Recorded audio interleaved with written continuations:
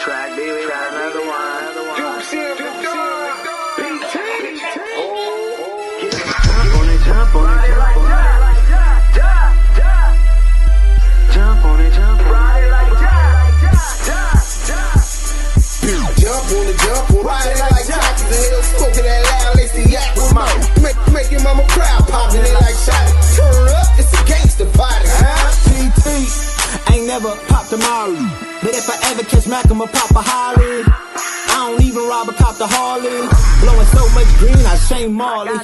Yeah, I push the line to its full limit. Hit the hole like 22, boy, I'm a young Emmett. Nothing go like snow, now that's a cold image. Still whistling, sending, knocking them white women. Only reason I do it to avenge image. To the day they go for and they box me out. Knowing me, it don't matter, I simply change my route. On my hobby.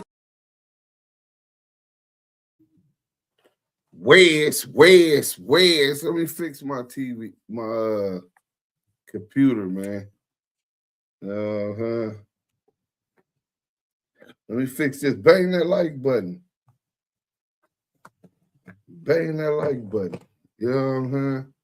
There we go. We fixed it. We can take this off. You know what I'm saying? We just got it. Just getting in from the party.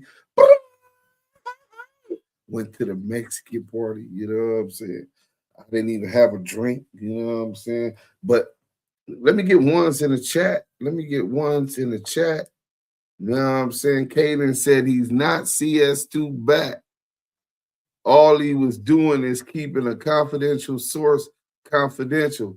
That's his job. Epic fail for my nigga back. Yeah, that was a nasty work, bro. Y'all go ahead and bang that like button. We got the content. Let me see ones in the chat. Okay, ones in the chat. Renegade Duchess, salute. Thank you for that one in the chat. So now I know that we own. You know what I'm saying? Now that I know that we own, you know what I'm saying? Tell me if y'all can hear this when I play this, right? Let me know if y'all.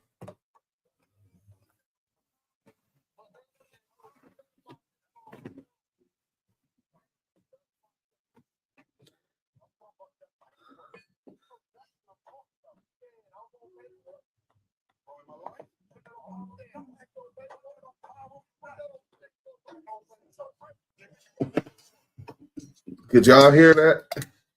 Bang that like button. Bang that like button. I'm a little thirsty, you know what I mean? We got some good stuff that's going to help Big U.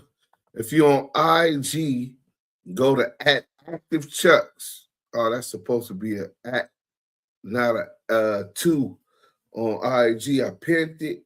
Go to ActiveChucks on IG or Twitch. You know what I'm saying? We definitely got the content.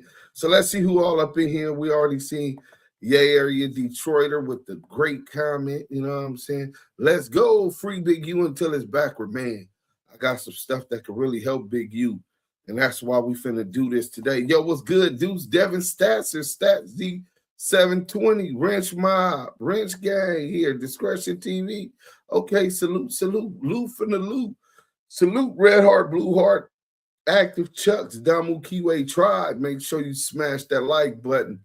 Get active, stay active. Deuce and y'all. Hey, man, Yay Area, Devin Statzer. Where you at, Deuce M, the Don? Man, I just left. Salute my boy Clubhouse Crazy TV. You know he going up when Clubhouse Crazy TV in here. This is, with matter of fact, we finna go back to that. Today, tonight, tonight, nigga. You know what I'm saying? We going back to that. You know what I'm saying?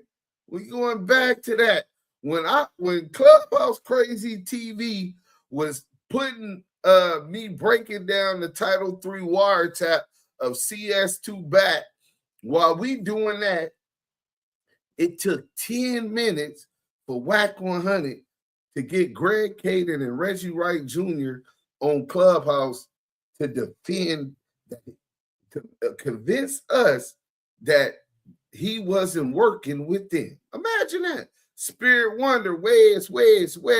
Salute to the DAMU KIWE Conversation, to the greatest chat in the world, the greatest chat in the world. Neezy Cobb, salute. You know what I'm saying? Hey, listen, y'all, bang that like button. I promise y'all, we got something good for y'all today, man. Just hang around, man. Y'all ain't gonna want to miss this one. This one gonna be one of them. Outlaws Wrong One. Sup, Duse M the Don. You got fans watching in the Bahamas. Keep up the good work and fuck Wack100. Hey, Outlaws Worm, make sure that you follow me on Instagram at Active Chucks, right?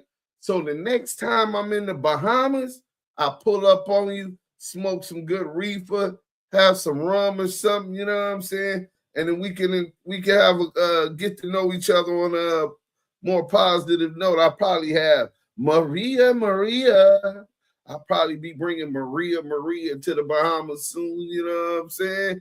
And but salute to you, salute to the Bahamas, you know what I'm saying? Fantasy Bambi, hey Deuce, Miles in the chat. JG, amazing Glarus brothers, salute. Hit that like button. Okay, so look, might as well let me get my wrench over here too. You know, I fuck with you tough. Nah, bro, we have meetings and all of that. We have to take wrenches from everybody, bro. What's good, Deuce? This little Pablo Steve, what's up, bro? You gonna have to come get me for the weekend, next weekend or the week after or something. If you in Wisconsin still right now, what's good with it? You already know, Low. You know what I'm saying? Pablo. You know what I'm saying? Salute, man. You know what I'm saying? Fruta, Pablo, Sangre, Drew V. We got the hey, Miss Lisa, Renegade, Spirit Wonder, you know what it is. Hold on. We got my boy Shy120 in the building. God knows best. Love you, my other mother's son, man. Hey, man, nothing but love. You already know that. Shy120 is in the building. Salute to the brother, man. Prayers over you. Prayers over your family, your son. You know it's love. You know what I'm saying? I went down the rabbit hole. I didn't know Wack was the reason Boosie went to jail and Pop Smoke getting unalive. He tells on himself a lot. Oh, man, see, Fantasy Bambi them went and found some stuff. My guy, Bo Money, what's up? Yeah, Shy120 said, I know, appreciate you, man. I appreciate your life. How about that? I appreciate your life. So look, Jason Hyde, he said ETE is forever. Hey, man, that's a fact. So check this out. Let me get to the good stuff. You know what I'm saying? Damn, I didn't even send it to John Jr. I know he gonna be mad if I don't he gonna be mad if I don't run this content. You know what I'm saying? So I was fighting with ChatGPT about CS2 back and the Crip cop, you know what I'm saying? And then I ended up getting what I was looking for, but first we finna get into this content. You know what I'm saying? You know what I'm saying? And I think we gonna start. What video is this? Let me make sure. Oh no, that's tomorrow's content. We gonna be on this Jay-Z and Pusha T getting caught at oh yeah. So look, I exposed this CS2 back. Y'all remember that, right? Clubhouse, Crazy TV Media Network. I think he done took it down once they put it in the paperwork of the World Star thing. I told him don't take it down. Southern Force, if you in the goo, let me know. Let's get right into the content. I'm gonna take y'all back to when it was going down. Let's go. So we're in the real Damu Love exposing the on Clubhouse exposing the CS2 back Title III wiretap paperwork, and within 10 minutes, Wack100 opens a room on Clubhouse. This is from Clubhouse Crazy TV Media Network, the OG YouTuber before I was even doing the YouTube. I mean, I was viral on the internet, but I wasn't streaming myself. Let's go. To Greg Kading. Greg Kading was the lead investigator. Oh yeah. I'm probably saying this shit wrong. He'll tell you more on that case. To where Greg, well, fuck it, Greg. Tell them who you are. That's funny. So yeah, I was a cop in LA. I ended up working on Tupac and Biggie's murder investigations back in the 2000s, and then I left and wrote a book about it called Murder Rap. So yeah, I had an opportunity to kind of like dive deep into all of the different theories and accusations and ideas behind what had happened with both Pac and Big, and that's it. That's it. All right, so Greg, Reggie sent you a document, and I'm looking at that and looking at the names. MS, I'm identifying that as Mark Stevens. DD, I know is Dale Dog, and they got a name on there called BACK, BACK, and it has some shit. Let me pull this shit up so I know what the fuck I'm talking about. Back, and it has some shit says CS2. Now, can you tell the people what my position in this case? How did Cash Jones, Wack100, how did I get involved or implemented in this case with the Stutterbox? Okay. So it all started when there was an FBI agent who told us that he had an informant that could potentially give us some information about Suge Knight that may help us further our investigation. Hey, listen, I'm gonna take this. I'm sorry, chat, but every time I hit that, I don't know why. It's King Buck Wells. Salute. The murders of Tupac and Biggie. That's where it all started. And so we went and met with this informant, and it turned out to be Box. And we sat down.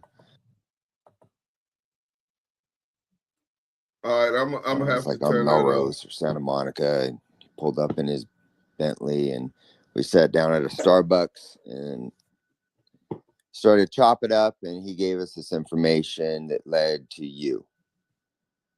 And so we didn't know what was real. What the hell was the information that led to me? Well, the information was that if we looked into you, we might find some things out that would help us maybe get some leverage on Suge. So it was just like that. And so we're like, all right, we didn't know any better. We're like, well, the FBI says this guy, is worth listening to. So the guy we talking about is worth listening to is Stutterbox. Right. So Greg, before you go any further, how long does a motherfucker gotta be like working with the FBI before they're calling a guy like you that's investigating the case as serious as you have to say he's a reliable source? Well, Greg, explain to him the different level of informants you have, and that answers the question better. So there's a CI, which is a confidential informant. There's a CRI, which is a confidential, reliable informant. There's a witness. There's different levels of informants and sources of information. And so as cops, we're just going to listen to everybody. And in time, you prove whether or not they're reliable or not. But you don't just disregard somebody because you haven't proven their reliability. So, I don't know what Box had going on, the whole Main Street thing and all his drama and background going on with that case. I became involved in it later, but at that point in time, they're just saying, hey, you should talk to this guy. He may be able to give you some information that will help with your case. That's it. Hey, Greg, so could you tell them what level they told you that he was? Was he reliable? Was he a CI? Had he worked in the past for them? Or what, if you could tell just a different level that that they represented to you that he was? Yeah, and to be perfectly honest, I don't remember exactly what the, language was or what the, qualifications were. It was just like, hey, we have this guy, says he can help you guys out. We're working with him on something else. And so, give him the time to hear him out. And that's it. I don't remember if they said he was established as reliable. You portrayed him as a reliable, meaning that he gave reliable information in the past in the movie. Just FYI. Well, it's a movie, so, people do what they're going to do to make these stories more entertaining. I'm just telling you that what actually happened. It was your movie.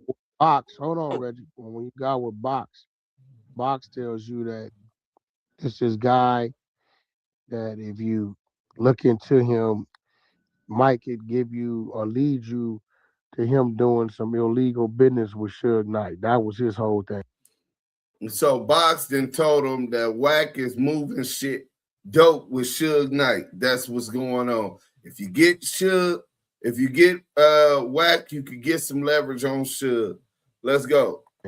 Yes. And that guy was me. You're right. So where did it go from there?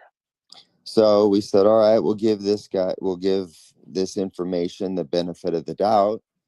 And we began to kind of look at you and figure, okay, well, the claim is that they're doing interstate transportation of narcotics. And so we do what we do in order to determine if there's any truth to that.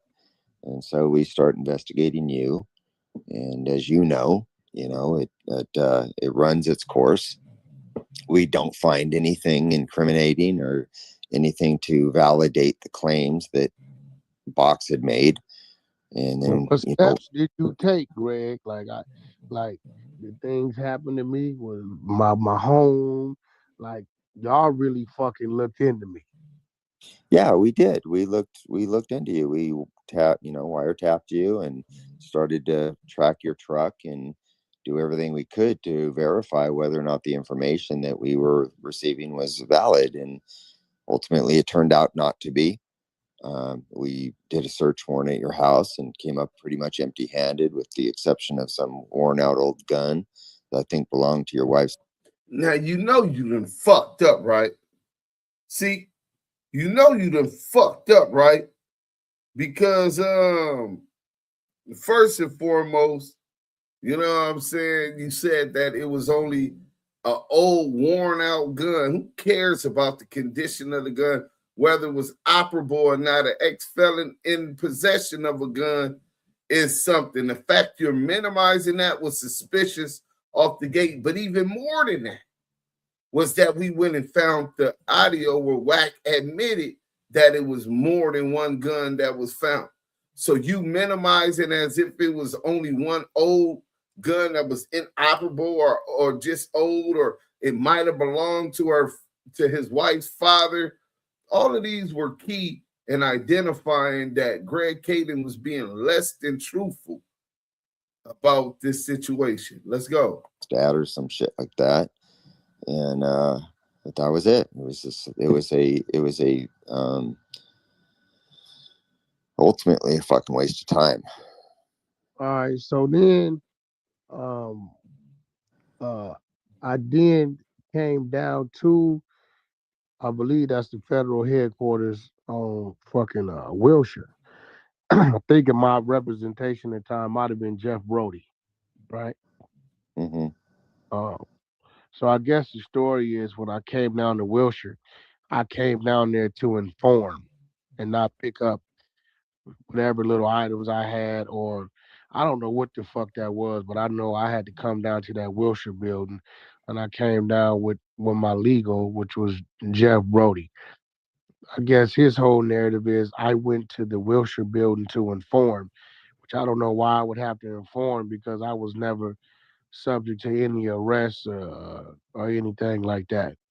So you let them know what my trip down to the Wilshire building entailed. Yeah, so I remember that day, and you came down there, and we basically just confronted you on the allegations and, explained to you why we were doing what we were doing, giving you the opportunity, with the hopes that you would know something that could help us out. Turned out you really didn't have any information that was beneficial to what we were pursuing. You didn't have any information that was beneficial to what we were pursuing. So you're saying that he did have information, but none of it was beneficial to what you were doing. So there was a conversation. Well, the bad thing about that is whenever you cooperate with a deputized federal agent, and Greg Kading and Darren Dupree were deputized federal agents as he led the Federal Joint Task Force.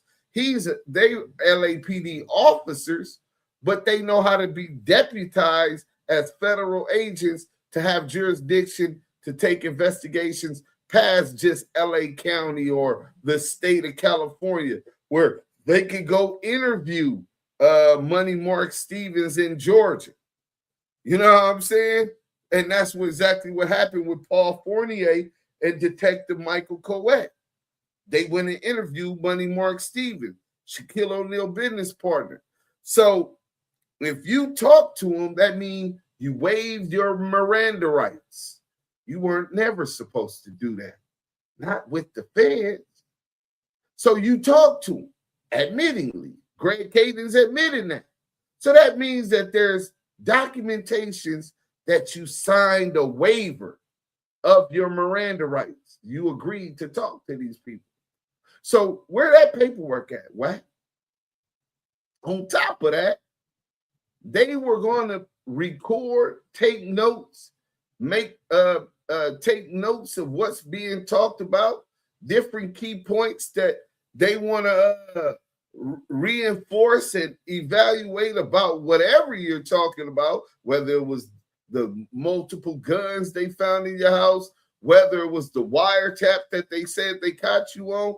They want to know more about it, and you thinking that you're going to talk your way out of it, but that's not how it works with the Fed. You're going to have to give up something. You're going to have to give up a body. Where that work at, Wack?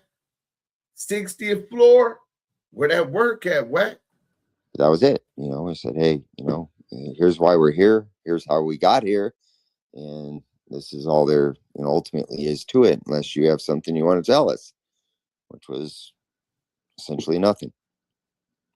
All right. And then in your paperwork, I don't know. How was I referred to? Was I referred to Wack, Cash Jones? They have this Back name. I don't know who the fuck Back is. I don't know. I know I've never had that moniker, but I don't know. Maybe it was some coded shit. Or how did you recall referring to me through all the paperwork when you guys were like listening in on my wiretaps? So like saying, okay, this is Wack, this is Cash Jones on the wiretap. What was I referred to in your because I've never looked over that paperwork, never had a need to. What was I referred to? Well, you would have been identified as referred to most likely as like a target. And like your phone would have been target number, or your license plate would have been target whatever. It would have been, clearly understandable to anybody reading it that this has something to do with this car, this phone, this person. We wouldn't have referred to you as an informant because you never were. We would have referred to you as a target or a source of, not a source of information, because you weren't even that. So, I'm a little vague on it right now because it's been a while, but you would have been we would have referred to you by your name, Cash Jones. We don't usually use monikers under those circumstances. like Wack or Wack100. It would just been, a target. Wack100, I don't think Wack100 existed yet. It may not have. No, he wasn't created. I don't know. All right, well, listen, man. Reggie, I fucking appreciate you. This was a guide in because I don't like to do all the back and forth about the shit. T, you here? Yes, Come sir. on, Mike. I tried to get Lamonte, the guy who had the allegations. T, Beast, y'all got any questions? I tried to get Lamonte. You trying to get Lamonte to come into your clubhouse room where you have a deputized federal agent, your handler's partner, on there, and he's debating with me. No. We not about you being a rat. See, this was the old 3-card Molly trick, right? Since when did a nigga clear his name from snitch allegations by bringing the police or the courts to do it? Nigga, you get your paperwork and bring it to the table. I don't know how y'all fall for the foofer move every time. Oh, I'm going to bring Wookie Woo. Oh, what's the name said this? He can verify. Nigga, fuck who can verify it. Bring your work. That's the only thing that we can't argue with. Bring your statement. Try to argue with the police. Fuck. The police investigating you, go vouch to the world in the streets that you weren't working with the police who was investigating. Imagine that. Oh, yeah, well, we had Wack100 working for us, you know what I'm saying? So I get why you would think he was a snitch. Imagine a deputized federal agent admitting to that. Get the fuck out of here. Let's go, man. Anything you may feel like you want to ask. I wasn't over there in this room. They said something about you going somewhere to 100 and something floors. No, that's the federal building that he said I came to with my attorney. Right. He addressed that. Beast, you got any questions? I just seen Ghost come in. He was one of the ones over there. Bang that like Ghost. No, that's the dude. What is he? Just GHOT? Yeah, GH. This nigga so spooked. He said Ghost was over there. He said, well, how is that? Is it GHOT? How you get GHOT from Ghost? Man, this nigga was over here shaking like a snitch at a gangster party. This nigga was shaking like a loose transmission, man. Well, shit, I don't hear T. You grab him if you're down there. I really wish one of them was in here, but let's get them likes up. We got 130 people in here I know with 40-something likes. What's up with that? He got a thing for me, so he gonna ask some great questions. Yo, Greg, how successful was that movie, man, on Netflix, man? It's still one of the top picks I see up there, the Unsolved. They got it pretty much right. It's Hollywood, so they've got to do their thing in order to make it entertaining. So I'm not going to say it's 100% accurate, but as far as the investigation goes and the conclusions of the investigations, it was solid. I truly believe. Hey, cut from a different cloth. No, the federal, he says, how was Greg deputized on the box case when it was state? He was only deputized in the Biggie case. They mixing both cases. No, we're not missing both cases. All of the cases have some of the same players. The Biggie murder investigation, if you remember, Box got caught with a fake ID that said his name was Amir Muhammad. There was an informant who said that Amir Muhammad was the name that was in jail that said he got word that Amir Muhammad was the name of the hitman who knocked down Biggie. So that crosses and mixes with it for one. For two, Box caught a high-speed chase, drug case, and I think a burner case, as well as a fraud case, a $7 million fraud case. He ended up going to the feds. Greg Kading sent that nigga to the feds. So it's not, and mind you, he was also the victim, right? Greg Kading specifically, the whole joint task force was deputized. Paul Fournier, Detective Michael Coet, the Creole broad that Wack said Box brought to the thing, that was a Fed, Darren Dupree, Greg Kading, their whole crew were deputized federal agents. In fact, we gonna play the audio where Scandalous Los Angeles interviews Greg Kading, and he asks them about the Main Street case, and they said that they wanted to take it, they wanted to federalize it.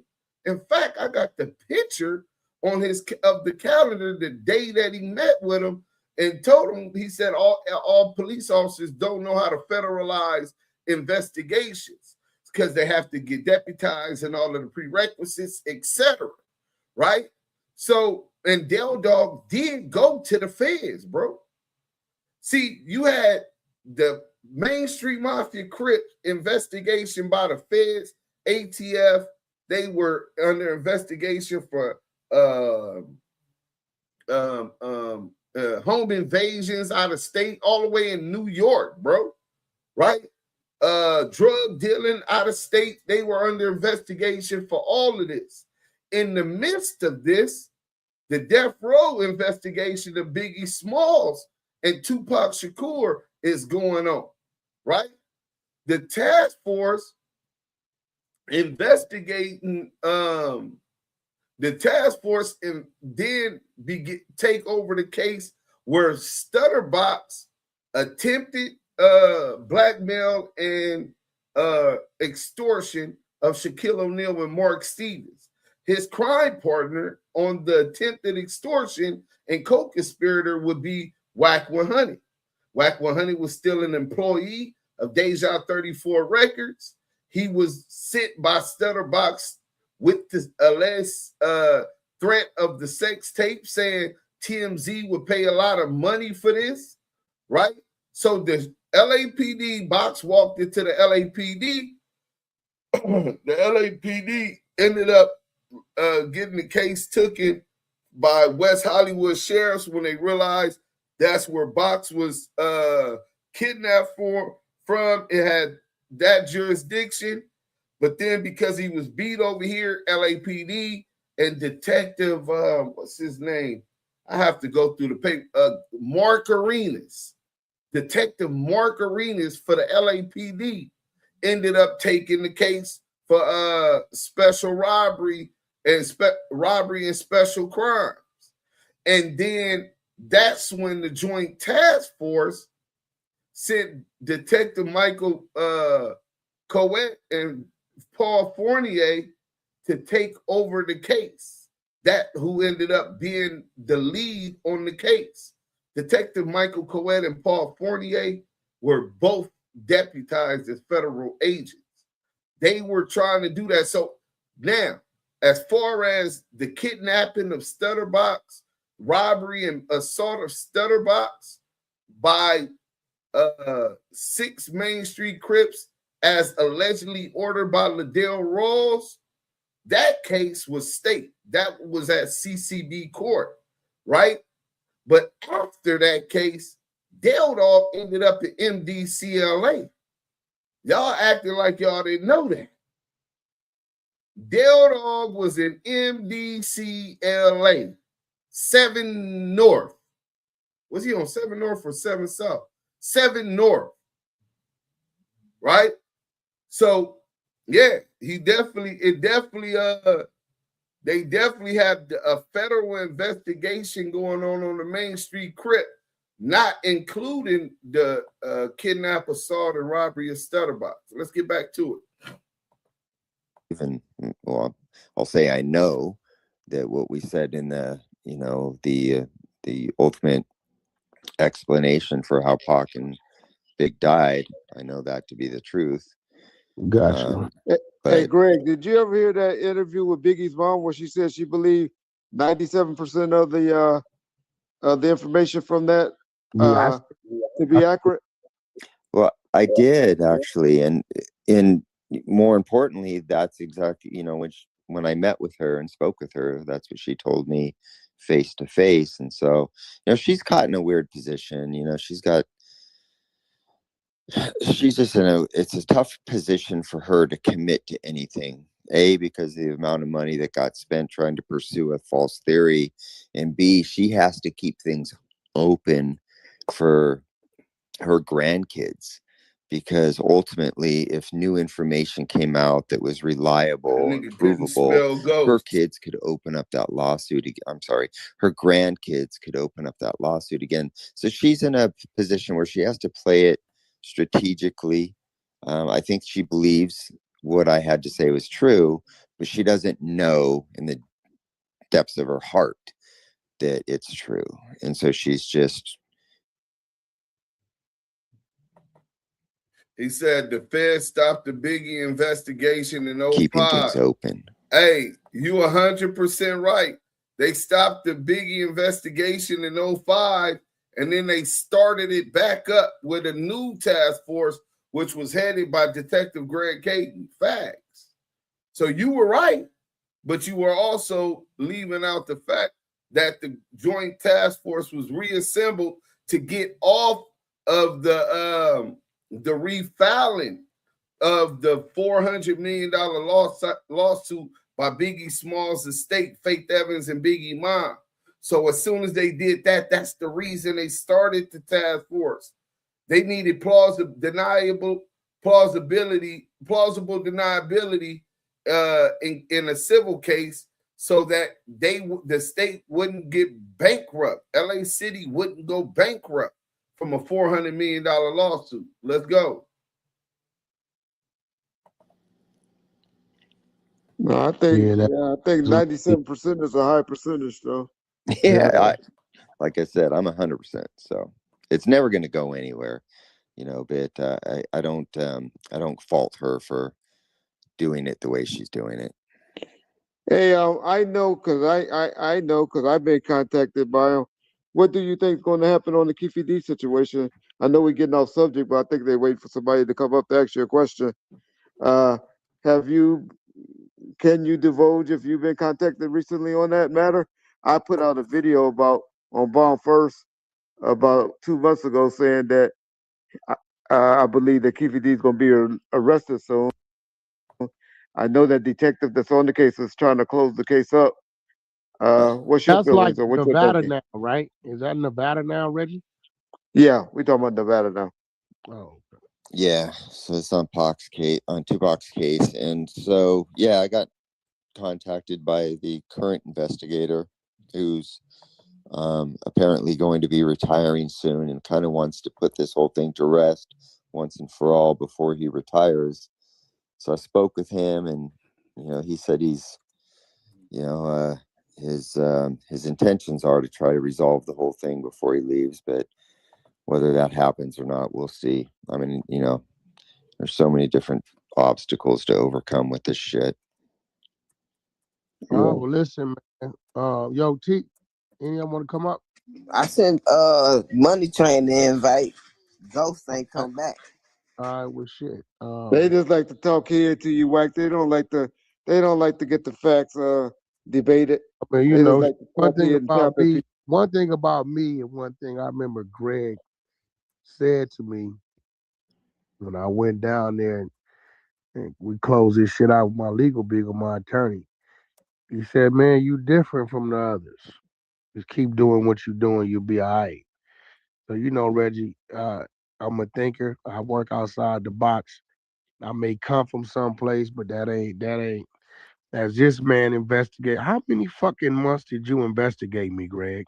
9 months, 8 months, 6 months? How long was that shit?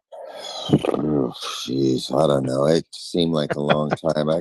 I feel like it was at least 6 months, because we were doing several different investigations that were overlapping. We were doing the whole Main Street thing with Dog and all the shit. They were doing multiple. Where the guy at? They were doing multiple investigations that were overlapping. they were doing the Main Street case. Y'all got to really pay attention. Who was that? I think that was Cut Cloth, right? Let me see. Who was that? Who was that, right? Wait, we gonna find out who that was.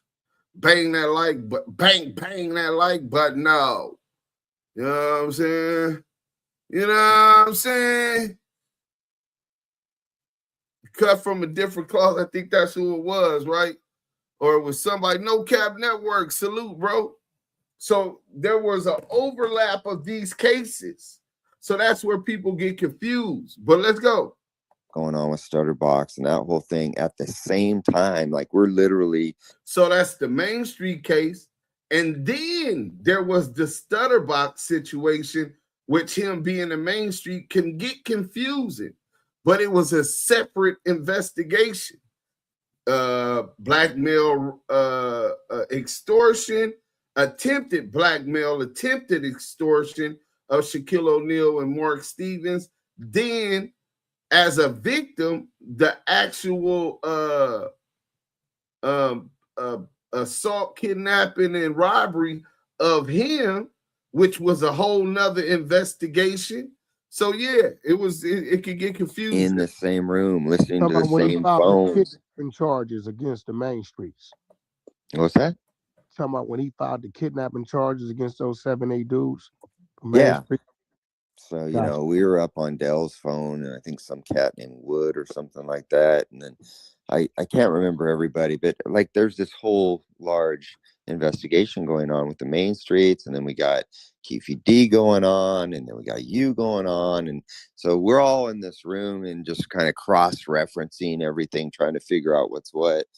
And so, I mean, there was a lot going on. They came knocking on my door too. And then, of course, yeah, and then of course the Reggie component to it all. Frank. Yeah, I'm on here. I wasn't in that room over there, but any questions or anything you may have heard, this is the lead detective on that case and the documents. He been answering questions. Any questions or anything was on you may have heard over there that you want to ask a question about? No, I was not really listening. I was trying to really get what they was trying to say at the end because I was driving, getting me something to eat, but I really didn't get a chance to really hear. Oh, it'll be on the replay. Greg right here, he's the one that Unsolved you see on Netflix, the Biggie Tupac thing, the book Murder Rap, which is still on damn, what's the name of that book thing? Because I downloaded. Where is it at, Greg? The book Murder Rap. Where can they find that? I just pulled that off Amazon. Amazon Murder Rap. Amazon author Greg Kading. You can go to the chapter called Stutterbox. You'll see photos of me and all that shit and the whole storyline of me, how I got implemented and all that. He breaks that down. He just answered all the questions. This little document I got a hold of. And he breaks down that I would have been identified as a target. Not a CI, a CS, or none of that. And my name would have been simply Cass Jones, not whoever this back dude is. So I don't want to hold you, Greg. Hey, Reg, I appreciate you for putting that screen. No, also, Unsolved as well is where the main information come at in the TV show Unsolved, you guys. Yeah, it's on Netflix. I know you can find it on Netflix. I watch at least once a month. You watch Netflix? Oh, yeah. I don't think that truck driver looked like me, man. That truck driver dude. Alonzo Zoe Scott. He don't look like me. Oh man, I had nothing to do with the casting of it, Cash. If I'd had something to do with the casting, I would just call you. I had nothing. Hey. If I would have knew who was doing the casting, I would have just called you. Hey, cut from a different cloth, bro. You way off. You ain't way off, but you off, bro.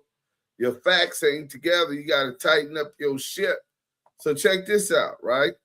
And then we gonna get back to the content, because if you ain't if you just arguing to argue and not arguing to get to the facts, then that's just a distraction from the content because we got the content. So after the original, you said that the task force ended in 2005. I told you, yes, it ended in 2005, but it restarted a year later in 2006 with a new task force. And just like I said, after the original joint task force investigating the murder of Christopher Notorious Big Wallace, which effectively wound down around 2005, law enforcement reopened a formal task force style reinvestigation in 2006.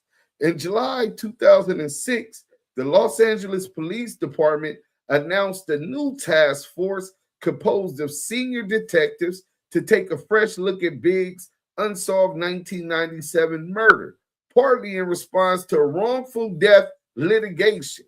See, the first litigation wrongful death lawsuit from the Christopher Wallace estate was a hung jury, bro. So they ended up paying her, I think, million or $2 million in attorney fees from that, what you call it, so that she could refile the case, right? It took so much money and all of that stuff. So Biggie mom, y'all better be careful who y'all knock down out here. Some people, mamas ain't gonna stop it till you pay everything that they could get you for, both in jail time and or in lawsuits, right? So once she refiled the wrongful death litigation, they restarted another joint task force. So the cops that were on this task force, you're saying that there was no feds, right? When the LAPD relaunched a formal reinvestigation into the notorious Big Christopher Wallace murder in 2006, a new multi-agency, not just LAPD, a multi-agency task force of senior detectives was assembled under then LAPD Chief William J. Bratton to re-examine the cold case, largely in response to the wrongful death lawsuit.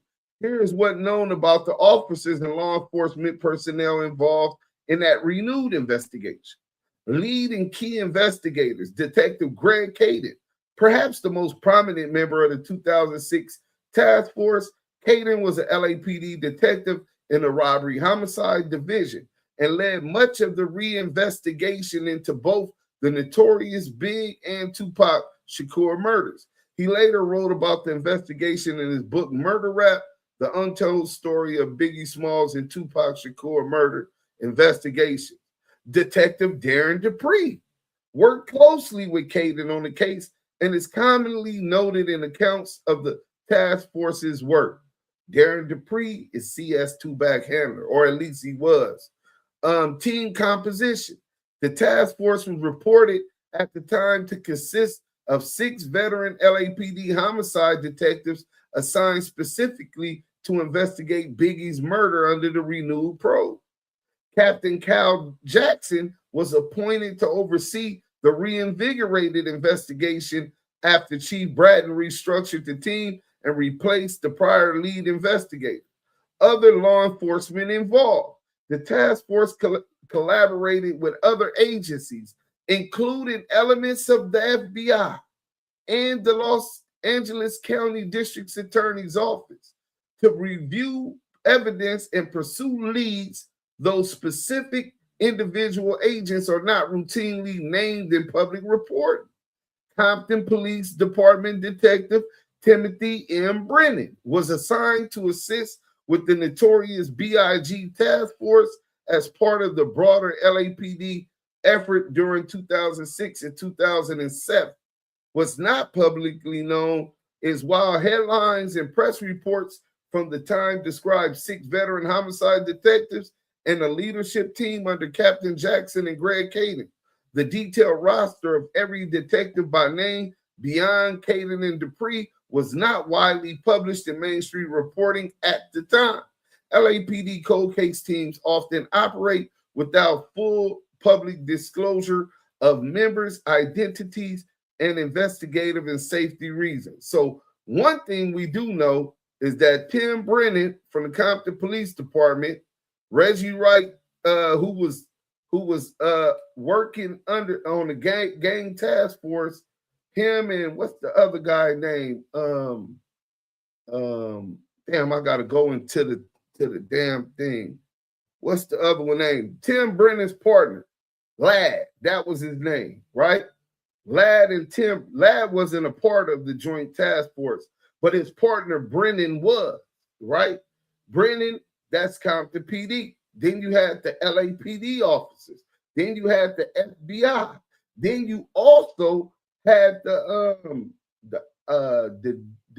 ATF and the DEA. In fact, what's his name was working for the FBI and the ATF as an agent. The other guy on that was a security for Tupac, right? He was working for the ATF and the FBI.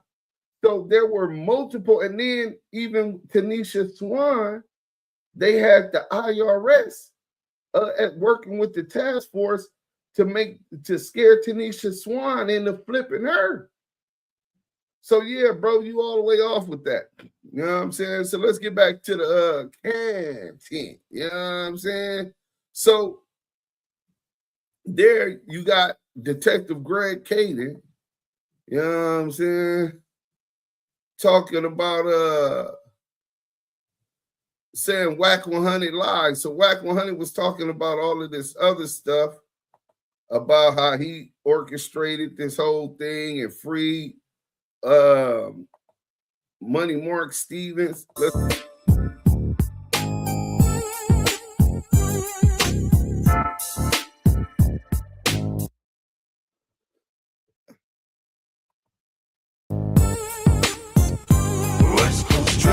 Tripping, time keeps Bang that like button. West Coast tripping, time keeps on slipping.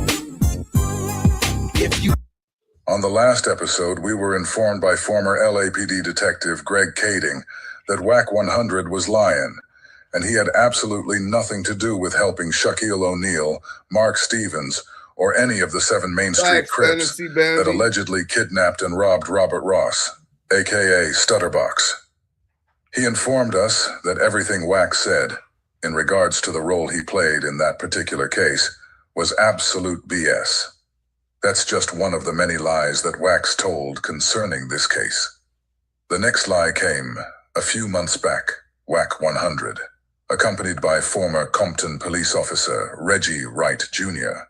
and former LAPD detective Greg Kading, took to the social media platform Clubhouse in an attempt to clear Wack of the CS2 back allegations. Hey, shout out to Fantasy Bambi. You 100% right.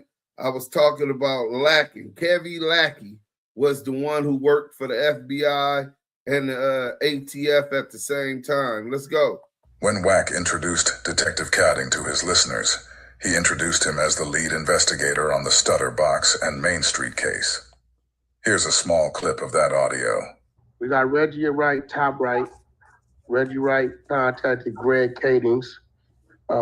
Greg Kading was the lead investigator on that case. Greg Kading was the lead investigator on that case. As you just heard, Wack's plan was to deceive the listeners into believing that Greg Kading was the lead detective in the case. Because after all, if he is the lead investigator, then he would know exactly who CS2 back is and exactly who CS2 back is not. Let me show a small example of Wack's plan being played out. Cash Jones, we don't usually use monikers under those circumstances, like Wack or Wack100. Okay, so this is the lead detective in the investigation. Did you guys hear 600 lie to the people also?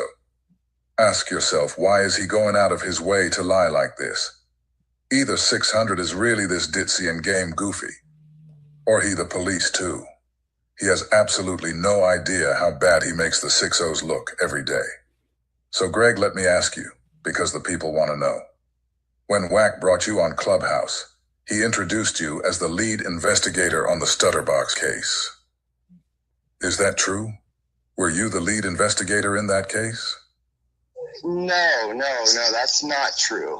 No, that's not true. You guys just heard it. He just let us know that Wack lied again.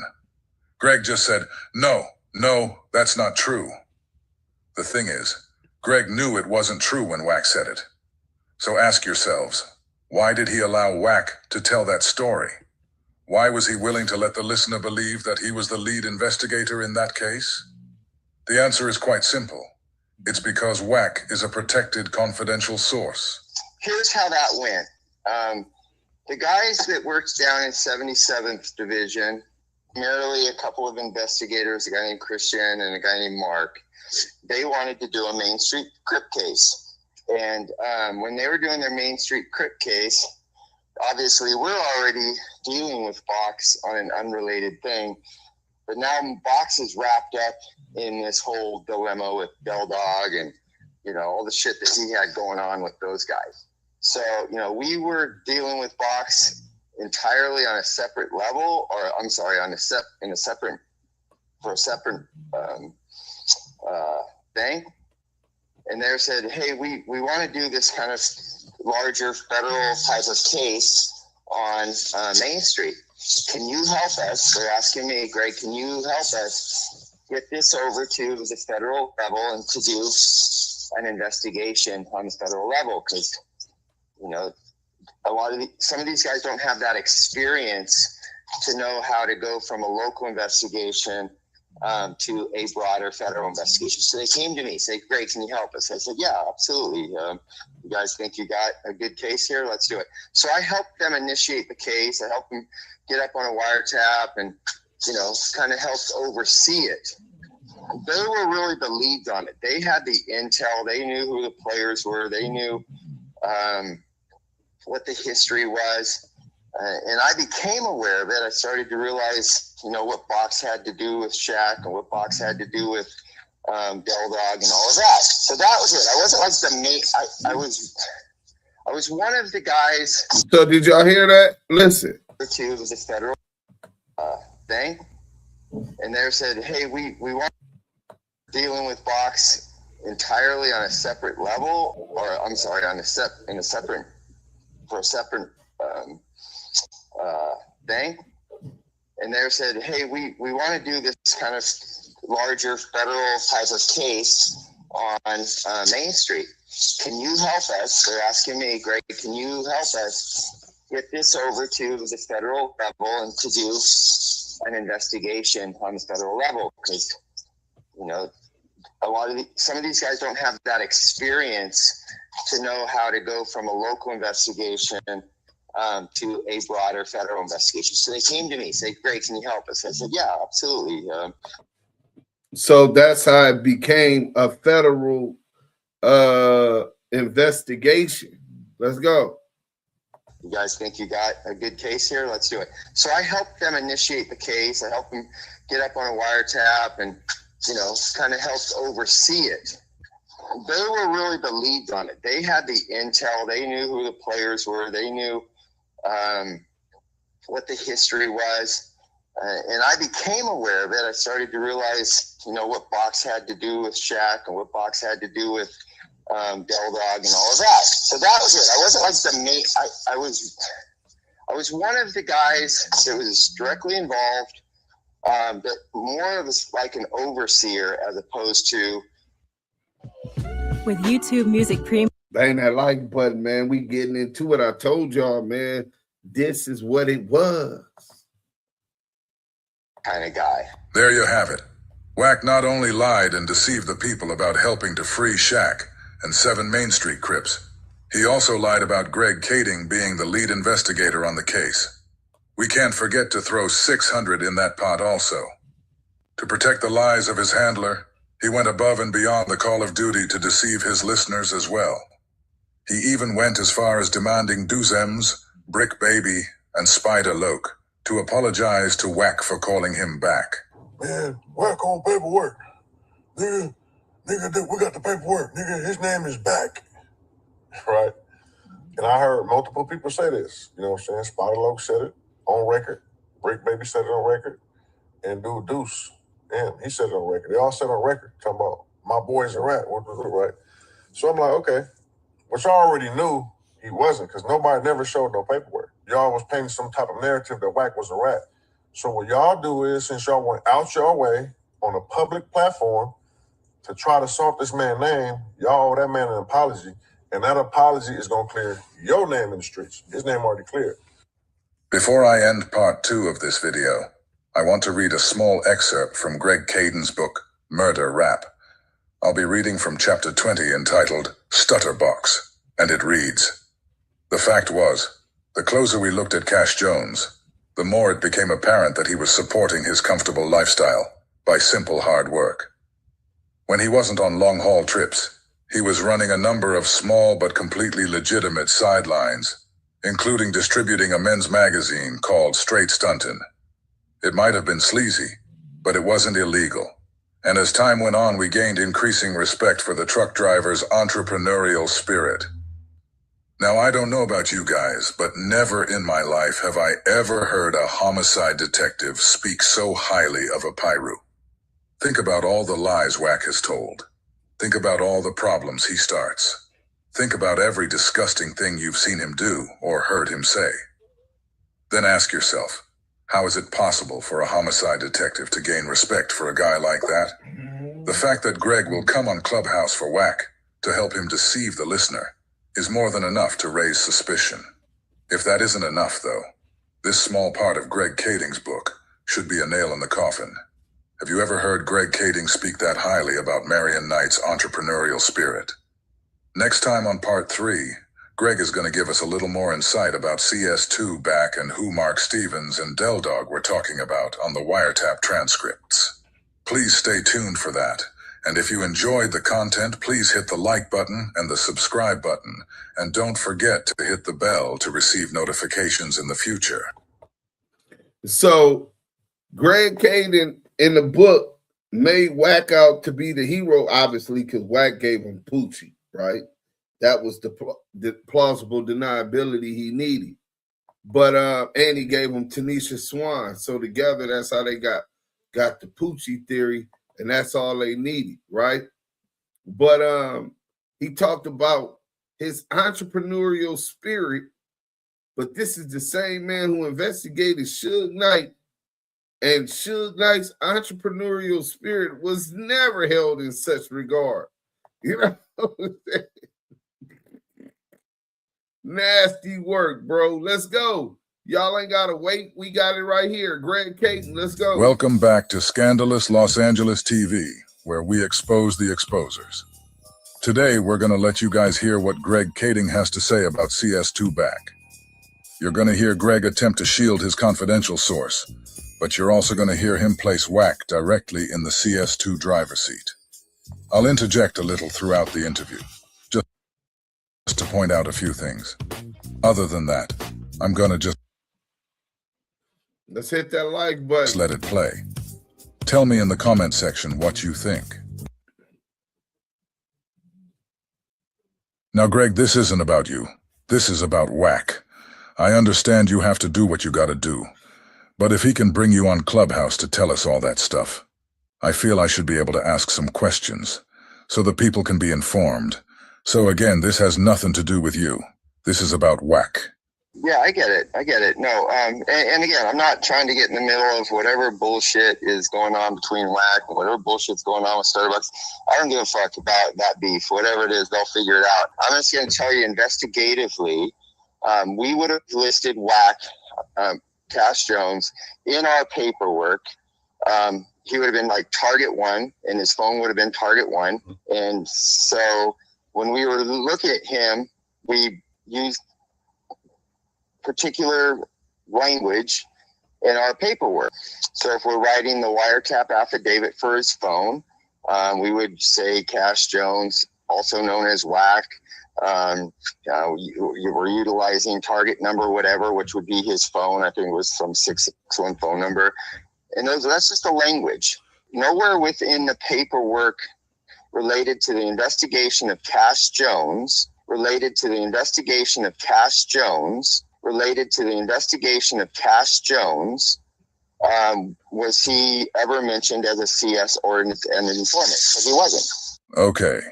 Now, Greg, we're talking about the case Stutterbox had against Shaquille O'Neal and the 7 Main Street Crips. When Wack brought you on Clubhouse, he asked you what would he have been referred to as in the paperwork.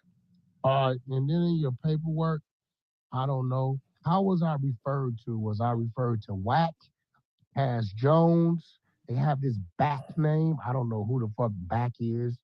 I don't know. I know I've never had that moniker, but I don't know. Maybe it was some coded shit. Or how did you recall referring to me through all the paperwork when you guys were like listening in on my wiretaps? So like saying, okay, this is Wack, this is Cash Jones on the wiretap. What was I referred to in your, because I've never looked over that paperwork, never had a need to. What was I referred to? If Wack had nothing to do with Del Dog, Shaq, or any of the Main Street Crips, why would his name be being referred to in the paperwork at all? So again, this is completely different investigation. We have to be real careful that we don't cross over these ideas, because when I said he would have been mentioned in the paperwork, if we're talking about Cash Jones's case, then we may have mentioned a CS, which would have been Stutterbox, saying these things about Cash that we investigated. There's that. Now, if Cash is asking me if his name was in the Main Street case, no, it wasn't. Now, if Cash is asking me if his name was in the Main Street case, no, it wasn't. So we all know that Greg is not being truthful when he says that. We can clearly see Wack's government name, Cash Jones, all in this case. Hey, Christopher Loves boys, this shows you why you can't believe everything the police say. This also shows you that the police are protecting Wack, as they would any other confidential informant that's in good standing with them, unlike Stutterbox. But I want you to hear what Greg says right after he said Wack was not in the Main Street case at all. There was no mention of Cash in the Main Street case. Other than when he's trying to get a hold of Mark Stevens and in order to tell him that Box has been compromised. Yeah, and that's what the wiretap transcript said CS2 Back, or Wack, was calling Del Dog to do. Not Del Dog, but Mark Stevens. See what you just did, though? Yeah, I said Del Dog. You said CS2 Wack. It doesn't say that, does it? Yes, it does. Doesn't it say CS2 Back? Yes, it says CS2 Back. This is okay, well, do you know what you just said? What did I say? CS2 Wack. I meant CS2 Back. Because in your mind, and bear with me, nasty work. Let me make sure y'all don't never let this get by y'all. Doesn't it say CS2 Back? That clip it. It doesn't say that, does it? Yes, it does. Doesn't it say CS2 Back? Yes, it says CS2 Back. Clip it. Yes, it does. Doesn't it say CS2 Back? Yes, it's. So, the overseer of the Main Street Mafia Crip, not the lead investigator, but the overseer of the Main Street Mafia Crip investigation, the Stutterbox investigation, says, doesn't the wiretap on that phone call where Wack is trying to tell Del Dog that the phones is compromised and that Stutterbox went sour, he said, doesn't it say CS2 Back? Well, if he says that it says CS2 Back, Mark Stevens says it says CS2 Back, and Stutterbox says that it says CS2 Back. How is Wack100 running around the internet lying to people, telling them that Lamonte added some back shit? If y'all can't see that, then you need to go. We'll get to that later, but y'all just remember that part. You know what I'm saying? This is nasty work. He said he going to his hood day tomorrow. Says CS2 Back. Okay, well, do you know what you just said? What did I say? CS2 Wack. I meant CS2 Back. Because in your mind, and bear with me, no offense here, but I think you've already come to the conclusion that Back is Wack. And that's why that's such an easy mistake to make. Well, the reason I think Wack is CS2 back is because that's who Mark Stevens said he was talking to. Nobody's disputing that. Nobody's disputing that Mark Stevens is saying that Wack is who he was talking to. But he's saying that that's back. He is saying that back is Wack. How does Mark Stevens put that together? Show me how Mark Stevens... See, Greg is discombobulated at how we figured out that Wack was back. That's how he got caught up. He admits that CS2 back is the person on there, right? But he doesn't, he's not arguing. And he said, look, I'm not arguing what Mark said. Mark is, and he's going to admit, we know that that's Wack. But how is he adding this back? Well, because the CS2 back in the paperwork is the person he knows that called him, and that was Wack, aka the Wack boy, which it says on the wiretap. So he was able to figure that out, and Greg Kading realized at that point, damn, I fucked up. But pay attention. Has anything to substantiate that back is Wack. In the paperwork they put him as back, B-A-C-K. And Right. I kept asking the lawyer, like, who the fuck is, I ain't talked to no back. And they said, nah, that's Wack. But they put him as back because he a blood. So it's back. I said, oh, okay. And was this back also referred as confidential source number 2? Yes, sir. Okay, so no offense to Mark, he doesn't know any better. But when we're writing official police reports, we don't play the game. We don't change language or change spelling because we are, part of the gang culture. We're not going to put Wack. We're going to put back because he's a blood, not a crip, and we don't. That's not how we operate. We don't. That's gang shit. We don't write as gangsters. We write as police officers and try to be as specific as possible. Greg is saying they try to be as specific as possible, and that they don't do things like that. But we're all looking at a wiretap transcript where they did exactly that. They put a person named Back in the paperwork, and no one knows who Back is. We don't change things in order to... So if Mark Stevens is thinking that, oh man, the cops just put this in there this way because he's a blood and not a crip, it's not how it works. I hear you, Greg. It doesn't matter how Mark Stevens figured it out. The point is that he figured it out, and you're not denying that he figured it out. Let's go. But even without them doing that, the conversation with Mark Stevens and Del Dog did actually take place. And Mark Stevens is saying the person who called him looking for Del Dog's phone number was Wack. Mark said he doesn't know anyone named Back.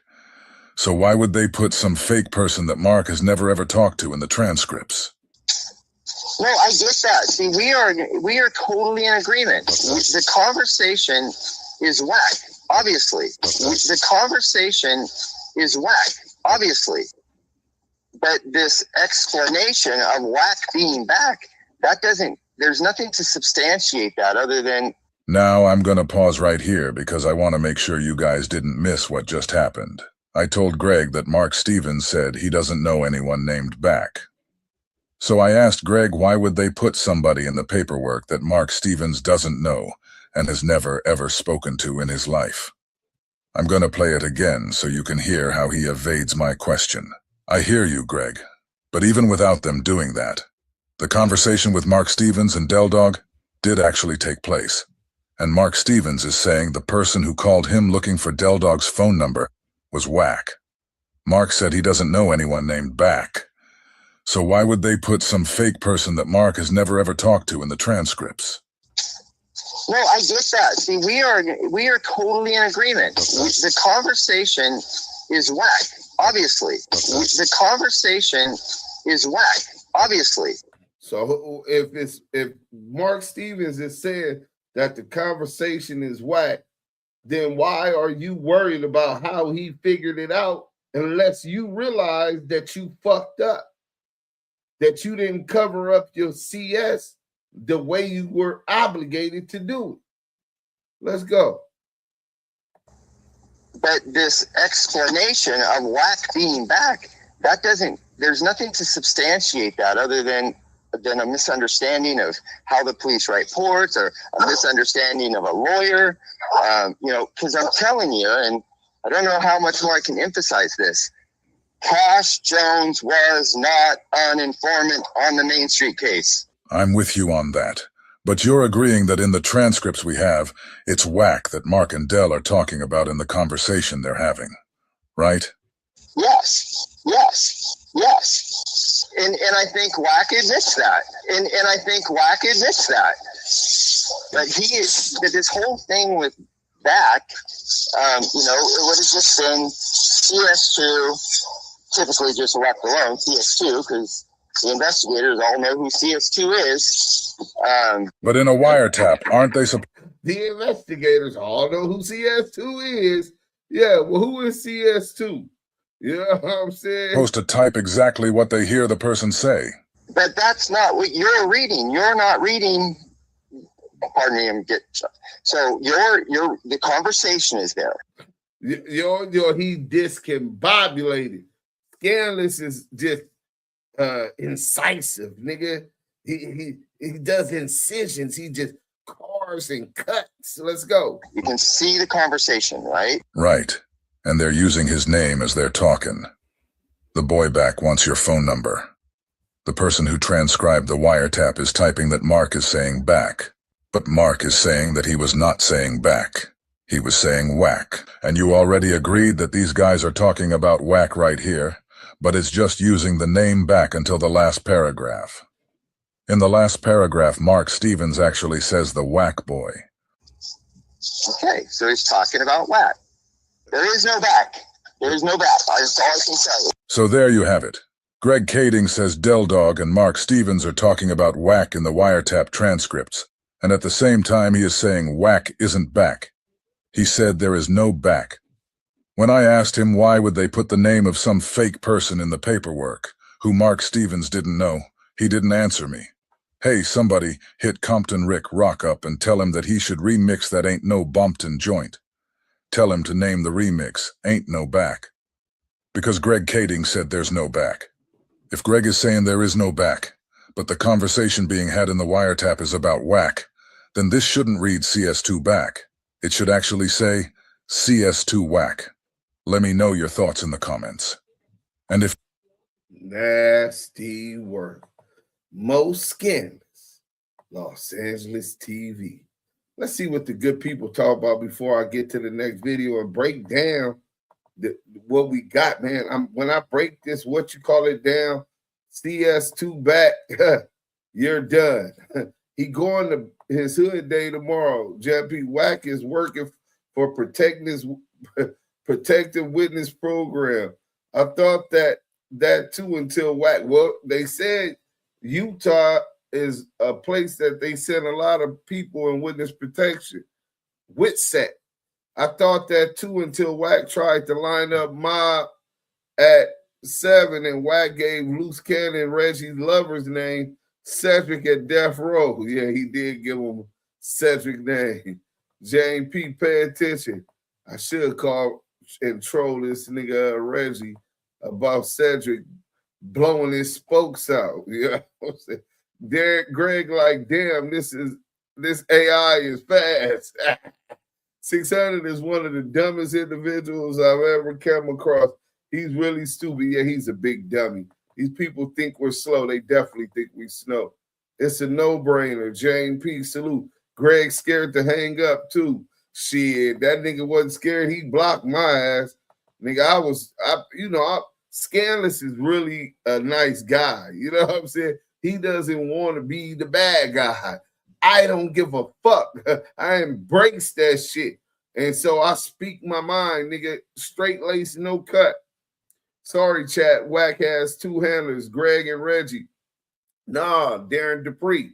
But I don't think Reggie knew of this. On Mad Day, it became obvious Wack backdoors Reggie. I ain't talked to no back. No, that's Wack. Crazy shit is how all them 100 minions don't see the truth. because they don't want to see the truth. If you want to believe a lie bad enough, bro, they can tell you anything. Your baby mama that cheated and had 12 kids on you, if you want to believe that she ain't going to cheat on you again, you'll take her back and she going to have that 13. What is Wack team smoking? They'll ignore all the evidence on CS2 is crazy work. And you're a liar, Greg. The same thing with Young and Hefe. And Hefe, that's why he was 100 EBT and exposure. So y'all don't change people's name and move them to other states like Utah and set them up with a wife. 600 chaps my ass too. It's so obvious he's a cop, but why is he so scared of Wack? It is because he put those guns on Brick Baby. Yeah, that's a fact. Yeah, we know that's all cap. Yeah, he lined Brick up, man. You know what I'm saying? I think it wasn't even 2 days after he linked up with Brick. Brick caught that pistol case.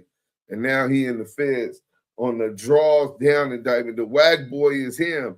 Alphabet him. Slap 100, get at Bubba Birdman, a man calling himself Birdman. I'm weak as fuck. Snitch Hunter got a sealed case. Yeah, he got Fantasy Bambi. He's still mad about the fake paperwork. On Mad Day, he's gonna expose him. 600 and Wack work in different cases, but they teamed up like bad boys for Big U. Bro, I swear to God, they wouldn't make the thumbnail. I try to make them Will Smith and Martin Lawrence on this thumbnail, and ChatGPT wouldn't make it, man. I was mad as a motherfucker. They said it was against their policy. Pardon me. So we finna get, how could Greg be Wack handler when he didn't know what a 137 was? Nah, Wack is Darren Dupree was Wack handler. You know what I'm saying? Wack working for the feds, not local. Yeah, he definitely ain't local. You know what I'm saying? Remember, he got caught with them guns, OT. So let's get to like which one of these was it? He was begging for his life at the Novo. We'll get to that one next. All right, so let's go. Boom. So we got 2 more videos, and then I'm gonna read and break down how Wack100 lying, saying that the police how Wack100 first he lying about CS2 and being an informant, and I'm gonna explain why after y'all watch these next 2 videos. Go. Welcome back to Scandalous Los Angeles TV, where we expose the exposers. The other day, y'all saw what Young Ant did. He went on No Jumper and actually asked Dragonfly Jones about being CS2 back, something we've never seen Vlad or Adam 22 do. And after watching that, it really got me thinking. It's crazy that Porky has been sitting over there on No Jumper all this time, and yet Adam still hasn't asked him a single question about CS2 back. Hit that like button Not if you're one. just coming in. So it made me stop and think. In all these episodes, all these interviews, all these appearances, there are literally millions of questions Adam never asked him. So I sat down and made a list. A list of questions Adam never asked in over 100 shows together. In this episode, we're going to take a little trip down memory lane. We're going to revisit the lies. And I've got 20 questions right here for anybody out there who really wants to go viral. Here's your blueprint. 20 questions for CS2 back. Guaranteed to get the internet talking. All right, first question for Porky. Hey, Porky. What would you call a black man who goes on a white-owned podcast and tries to implicate another black man in a murder they didn't commit? We only talked about you a little bit. Right. Now, unless he want to talk about how he lined his son up to get killed for the insurance money. See, what is we that? Ain't talking. We can talk about it. We ain't talking about it. How he got some responsibility in getting, old boy killed that they love up there in the Bay. These niggas roll blunts with their kids and pop perks with their kids because they think it's cool. Why do you think he gave his son lean? It ain't about thinking, it's about what we know. How do you know? Did he collect the life insurance? I don't know. Do you know? Well, that's a fact. Even if that's true, don't you think That's a fact. it's kind of ugly to be bringing that to the table? Yeah, that ain't he got the other man smoked. After the murder, when Quando went back to Georgia, what did he immediately do? Dropped his flag? There it goes. What was he claiming? Rolls. I want y'all, I'm finna start a poll.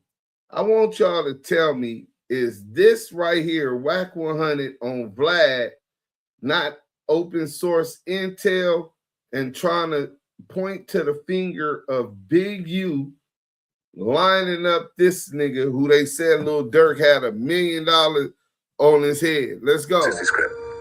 Where Brick Baby from? Roll 60 script. What you think the police told Quando? That the Roll 60s set him up? Who you think he checked in with? Roll 60s? With who? Okay, I see where you're going with this. I'm not going to say. Wack said, who do you think the police told Rondo lined him up? That nigga said the Rolling 60 Cred.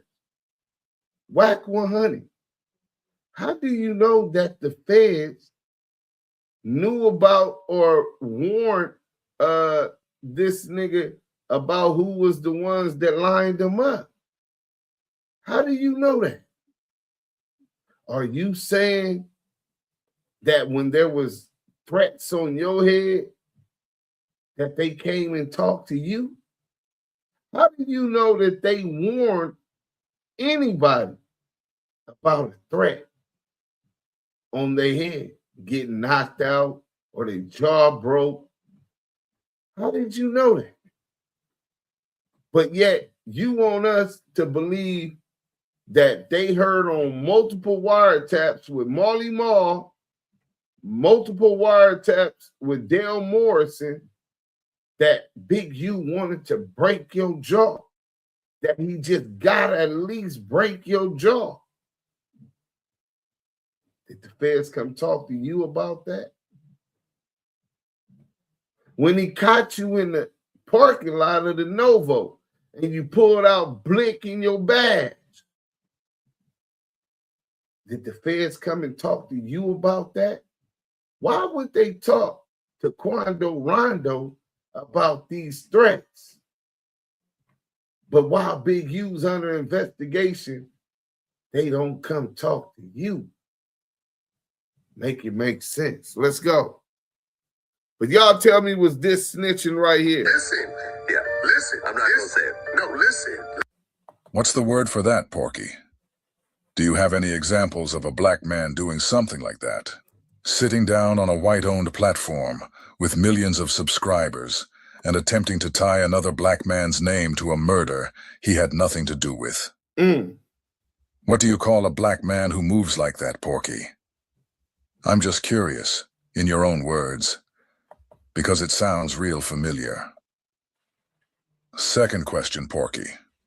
Why did you go on Vlad TV and lie about doing time in Soledad? So by the time I left there, I hit Soledad. Now you could throw it out, already ran through that. So at 16, I'm in Soledad. Why make that up? If there's no Soledad time in your record, why fabricate that story? And while we're at it, why did you lie about the C blank Wack story? You know the one. Why'd you make that up too? And I went to reception and they put me in cell with a G homie named Baby Wayne from Village Town Power Room. And I think at that point is when my penitentiary training started. You know, because he had been to prison 2-3 times. The good thing about Baby Wayne was a knockout artist. And when you were a young Paru in the cell with a G homie, you're going to fight at least 3-4 times a week just because. So, you know, he kind of got me stronger with my push-up game, my physical game, and he made me squabbling him every day almost. So by the time I left there, I hit Soledad. And Soledad was really, that was the birth. That was the birth of CK Wack. Was that just another case of you trying to build up your fake rep? Next question. If you're not CS2 back, then why have you spent the last 2 years telling so many lies about him? Why did you lie and say, The paperwork said he was a low-level drug dealer. Now listen, if you read the paper, have you read the word? Have you read the word? Have you read the word? The word said, whoever this dude is, he's a low-level drug dealer, and he's in fear that his family members in the main streets will be hurt. Where did you get that from? Because it's not in the paperwork. Also, why did you lie and say the paperwork said that CS2 back was in fear for him and his family's life in the main streets? They say you go when the paperwork doesn't say that either. It also doesn't say that CS2 back was from Main Street. Why have you gone out of your way to make people believe that lie? And more importantly, why did you lie and say the Duse added the name back to the paperwork? He's winning credit, some fake work, and add some back shit.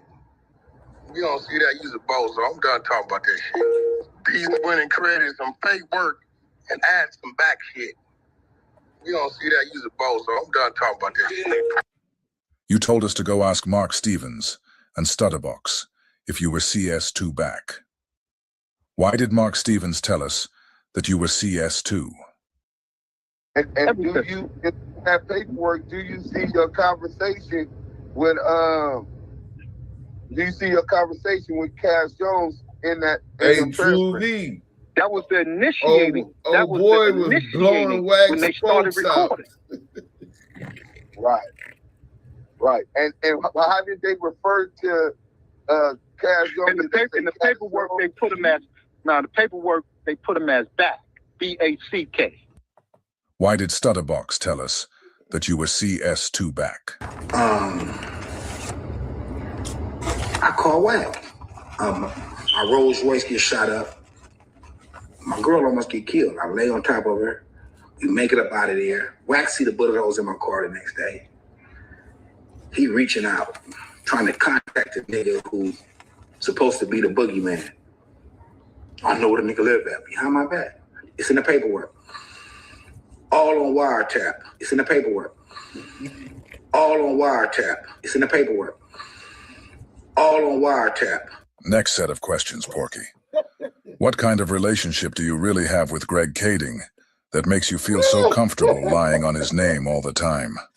Why did you lie and say Greg Kading owed you a favor? Officer Greg Kading and Darren Dupree or some shit. Dupree. When we coming outside on the stairway, me and my attorney, they stop us. They say, look, man, we can't afford this harassment lawsuit you filed. You know, I'm beyond the gated community. I'm claiming I'm embarrassed. I got to move my family. My wife is traumatized. She kicked my dough in. I'm putting extras on it, right? Right. They said, listen, man. They advised my attorney. My attorney said, look, dude said, drop the case and they owe you one. If you don't drop it, right, then you know what come with that. My attorney's talking to me. He know my personal business and say, you know how you are every day, so you don't really need that in your mix. So I said, well, listen, I don't need no motherfuckers hemming me up every day. We figured out as we figured out. I leave it like that. Because when Greg Kading was asked about it, he said you were lying. Okay, all of that is absolute bullshit, except for the fact we met him at his lawyer's office. We sat down. We said, here's the deal, man. You know, we've had this case against you. We came up empty-handed. You know, sorry that you got caught in the middle of this. Somebody put your name out there. We didn't know any better, so we followed. You know, we gave fucking Stutterbox the benefit of the doubt. Here we are.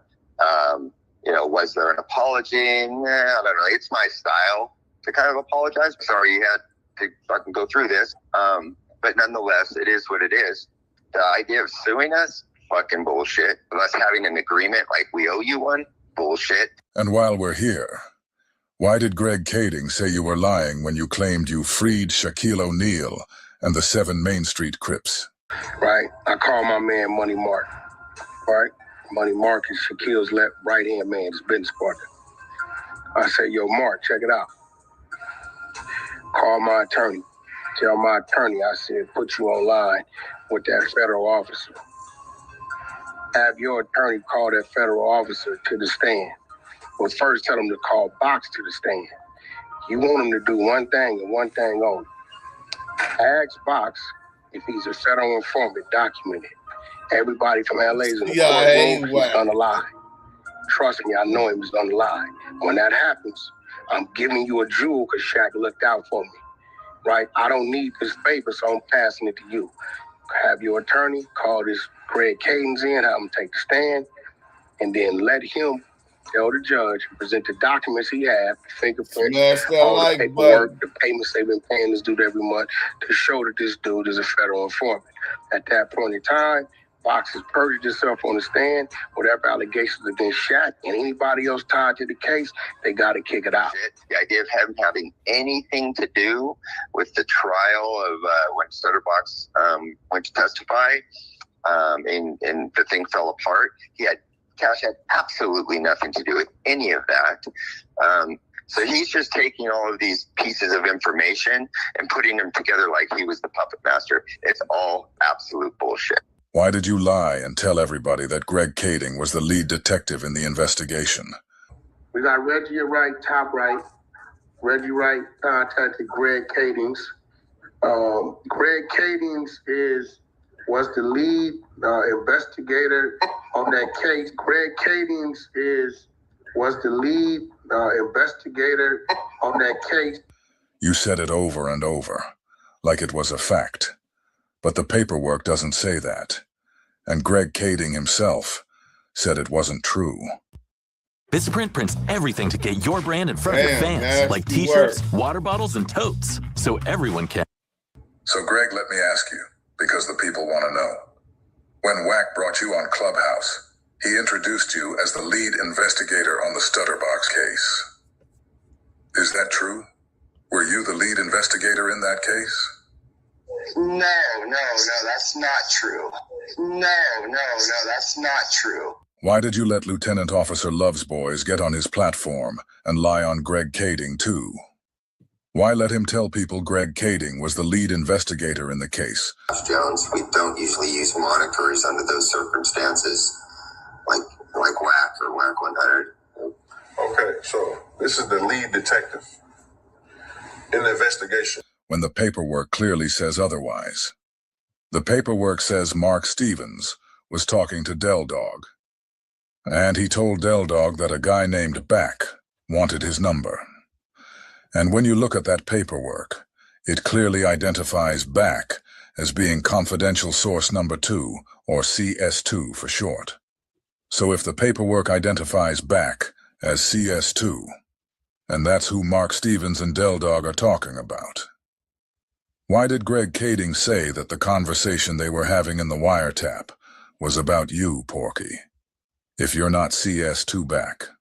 But you're agreeing that in the transcripts we have, it's Wack that Mark and Del are talking about in the conversation they're having, right? Yes.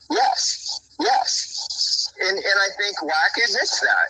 And I think Wack admits that.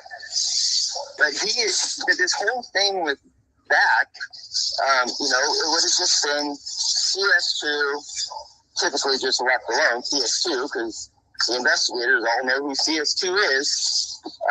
But in a wiretap, aren't they supposed to type exactly what they hear the person say? But that's not what you're reading. You're not reading. Pardon me, I'm getting stuff.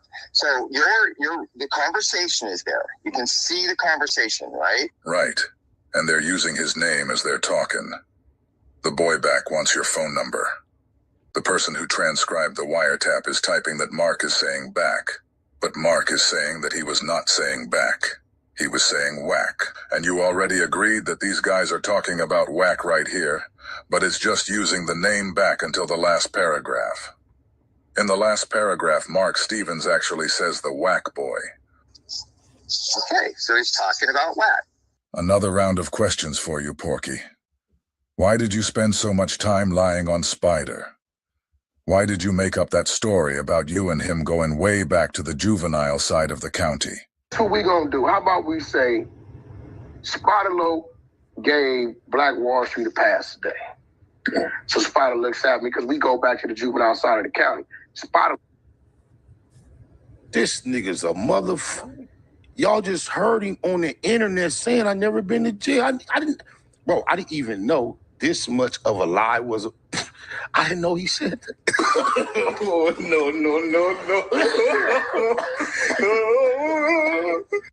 Why did you insert him into that story about 40 Glock pressing game and spitting all over his car?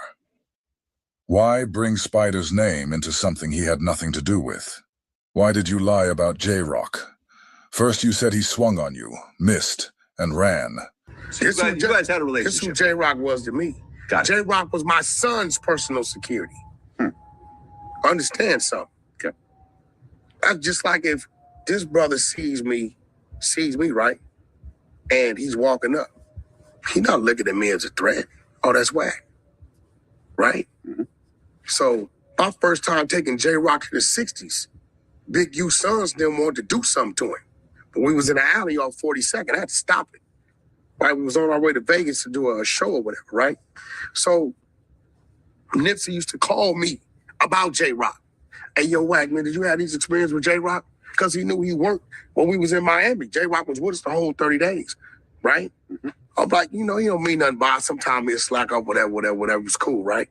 So as I'm walking up, and we running a little late. We run a little late that day, I believe, right? We run a little late, and we trying to get to the trailer because we got to get to the other side of Rolling Loud. So when I go to turn the corner, I believe Blueface goofing off doing something else. So the homies that's usually behind me on the side of me, they not there and I don't know it, right? So I'm going to turn the corner. I feel something swing at me. The homies that used to usually beside me and behind me, they ain't there, and Blueface goofing off. I thought that you had niggas at 1 o'clock, 4 o'clock, 7 o'clock. Wait, you know what I'm saying? It's the same nigga. I guess after that, that nigga went into a military brigade, nigga. Every time we travel, it's like a military brigade, nigga. I feel it. I take another step and thought about it, and I turned. And when I turned, I said, nigga, did you just try to follow me? And he took off running. But then you sat in front of Jason Lee and bragged about getting punched in the mouth by him. That's really all that was. But did he hit you and run? No, he hit me and run. He got a good one in. Really? And I'm kind of like glad he did it, because I always ask myself, because, you know, I get off first. This is what I'm saying. Like, I get off. Yeah, I'm 5, so yeah. So, but dude, like 300 pounds. So I always question, like, could you handle one of them?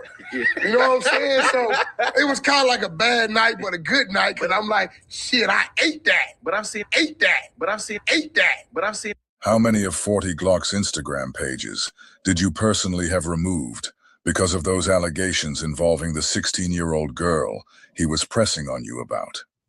And while we're here, why did you lie and say that Marion Knight would be out of jail in 90 days? And you were gonna help get him out? Scared of Suge. I just talked to Suge. Suge just gave me his life rights to do his movie. Stay tuned. Yeah, Wack got the life rights. TMZ, whoever y'all looking, Wack got the life rights to do Suge Knight's movie as of 48 hours ago. We just talked for the first time. Me and the homie got settled our differences.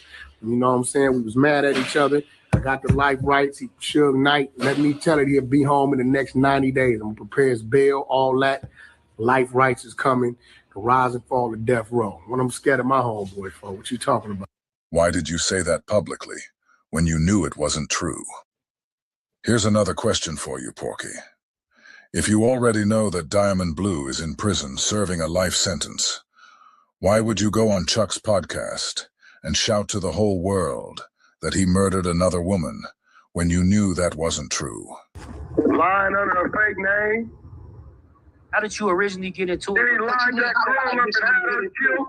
He got that girl. Hold on, Wack, I want to hear this though. Hey, ask that nigga why he got that lady killed in his penitentiary picture lined up. This nigga is an informant. He always want to talk about a nigga getting killed and all this shit. This nigga's an informant. Why are you so in love with placing false murder raps on people? And here's the last question for this video, because trust me, we're doing another one after this. You told everybody you were Loose Cannon's handler. I'm Luce's handler. You made sure to let the world know that. We all see where Luce is at today. But since you were so comfortable telling us who you're in charge of, Are you just as comfortable telling us who's in charge of you? You sat online with Big Chuck and told him straight up that you had a handler. Chuck, we all have a handler, bro. Stop it, Wack. You do? I got a handler. I'm Luce's handler. Hey, my handler tried to throw me. I got a handler. My handler, yo, Chuck. I didn't see that clip with him. We all got handlers, Chuck. Chuck, we all have a handler, bro. Stop it, Wack. You do? I got a handler. I'm Luce's handler. Hey, my handler tried to throw me. I got a handler. My handler, yo, Chuck. I didn't know that was the handler. 6 months ago, my handler, you ain't noticed I done bagged up off the app about 50%?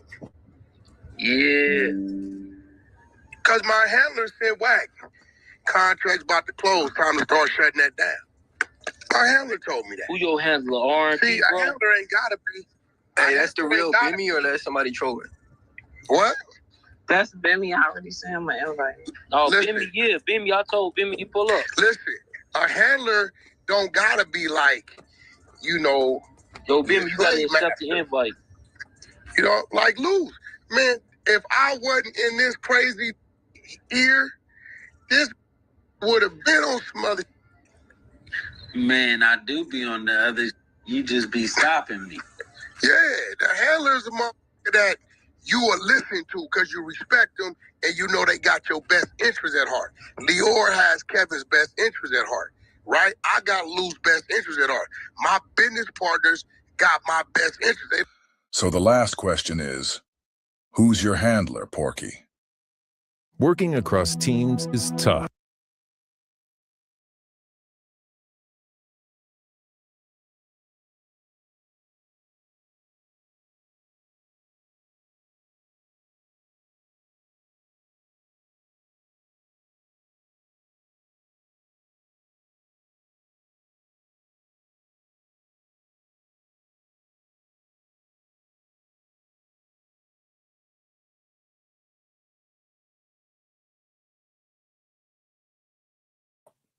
My bad. I was muted up. You know what I'm saying? But hey man, salute to everybody that's in here. You know what I'm saying? Stay tuned. We got one more video, and then I'm gonna break down what I wanted y'all to hear. I don't think y'all want to miss that. Thanks for hanging around for this. Let's get into this. Wack100 admits he was begging Big U for his life at the no vote. This is of the utmost relevancy to the Associate United States Attorney saying publicly that Wack100 and Six Hunnet has never talked to their team in the investigation of Big U. I just never seen the Assistant United States Attorney even mention the name of somebody that they don't know, or let alone feel obligated to defend someone they don't know. Let's go. Lieutenant Henley told Victim One that Henley had seen Wack100 with his wife and daughter and said, there's 50 to 20s with us. Hoodies tied down. I got my hoodie on, all black, tied down. She like, boom, she jumped in the car, paid for blah, blah, then took off. Boom, just screaming, my wife, Charles, I see you, Eugene. I see you, Eugene Henley, I see you. He's screaming all that. He got his blower. He got his blower out, but he's fucked up because nobody's around him. We like, bitch ass. I'm like, yeah. He like, yo, you want to die here, man? Don't do this. My wife, my kids. Charles. Don't do this. He's screaming. Welcome back to Scandalous Los Angeles TV, where we expose the exposers. Right, Black. In this episode, we're circling back to revisit some of CS2 Badges' lies. I know some of you thought we'd let this one slide, but no, we're not letting anything slide. We're here to nitpick every little contradiction Porky makes, just to show how deep the deception really goes. You heard what DJ Academic said at the beginning. He was reading straight from the paperwork connected to Big U's wiretap. Big U was detailing what really went down that night at the Novo, when they ran into Porky in the parking lot. And you heard it clear as day. Wack crying, pleading, talking about his wife and kids being inside the building. But after that, Porky jumped on No Jumper, sat across from Traplore Ross, and tried to spin a whole different story. He even attempted to bully Ross for something Ross said about what was in the paperwork. Of course, Porky Chops had to change up the narrative. That's what people do when the paperwork doesn't match the persona. So here's what we're going to do today. First, we'll let you hear Porky's version of events. His so-called military operation. His heroic fantasy.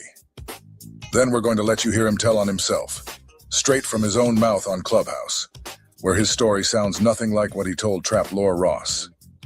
Once again, the lies unravel themselves. Let's get into it. You know I'm allowing you to question me right now, right? Appreciate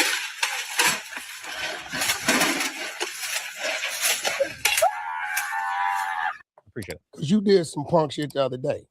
See, the only difference is you usually do what you did the other day sitting over there in London somewhere, right? And you're not here, right? It's a lot of places you can't go.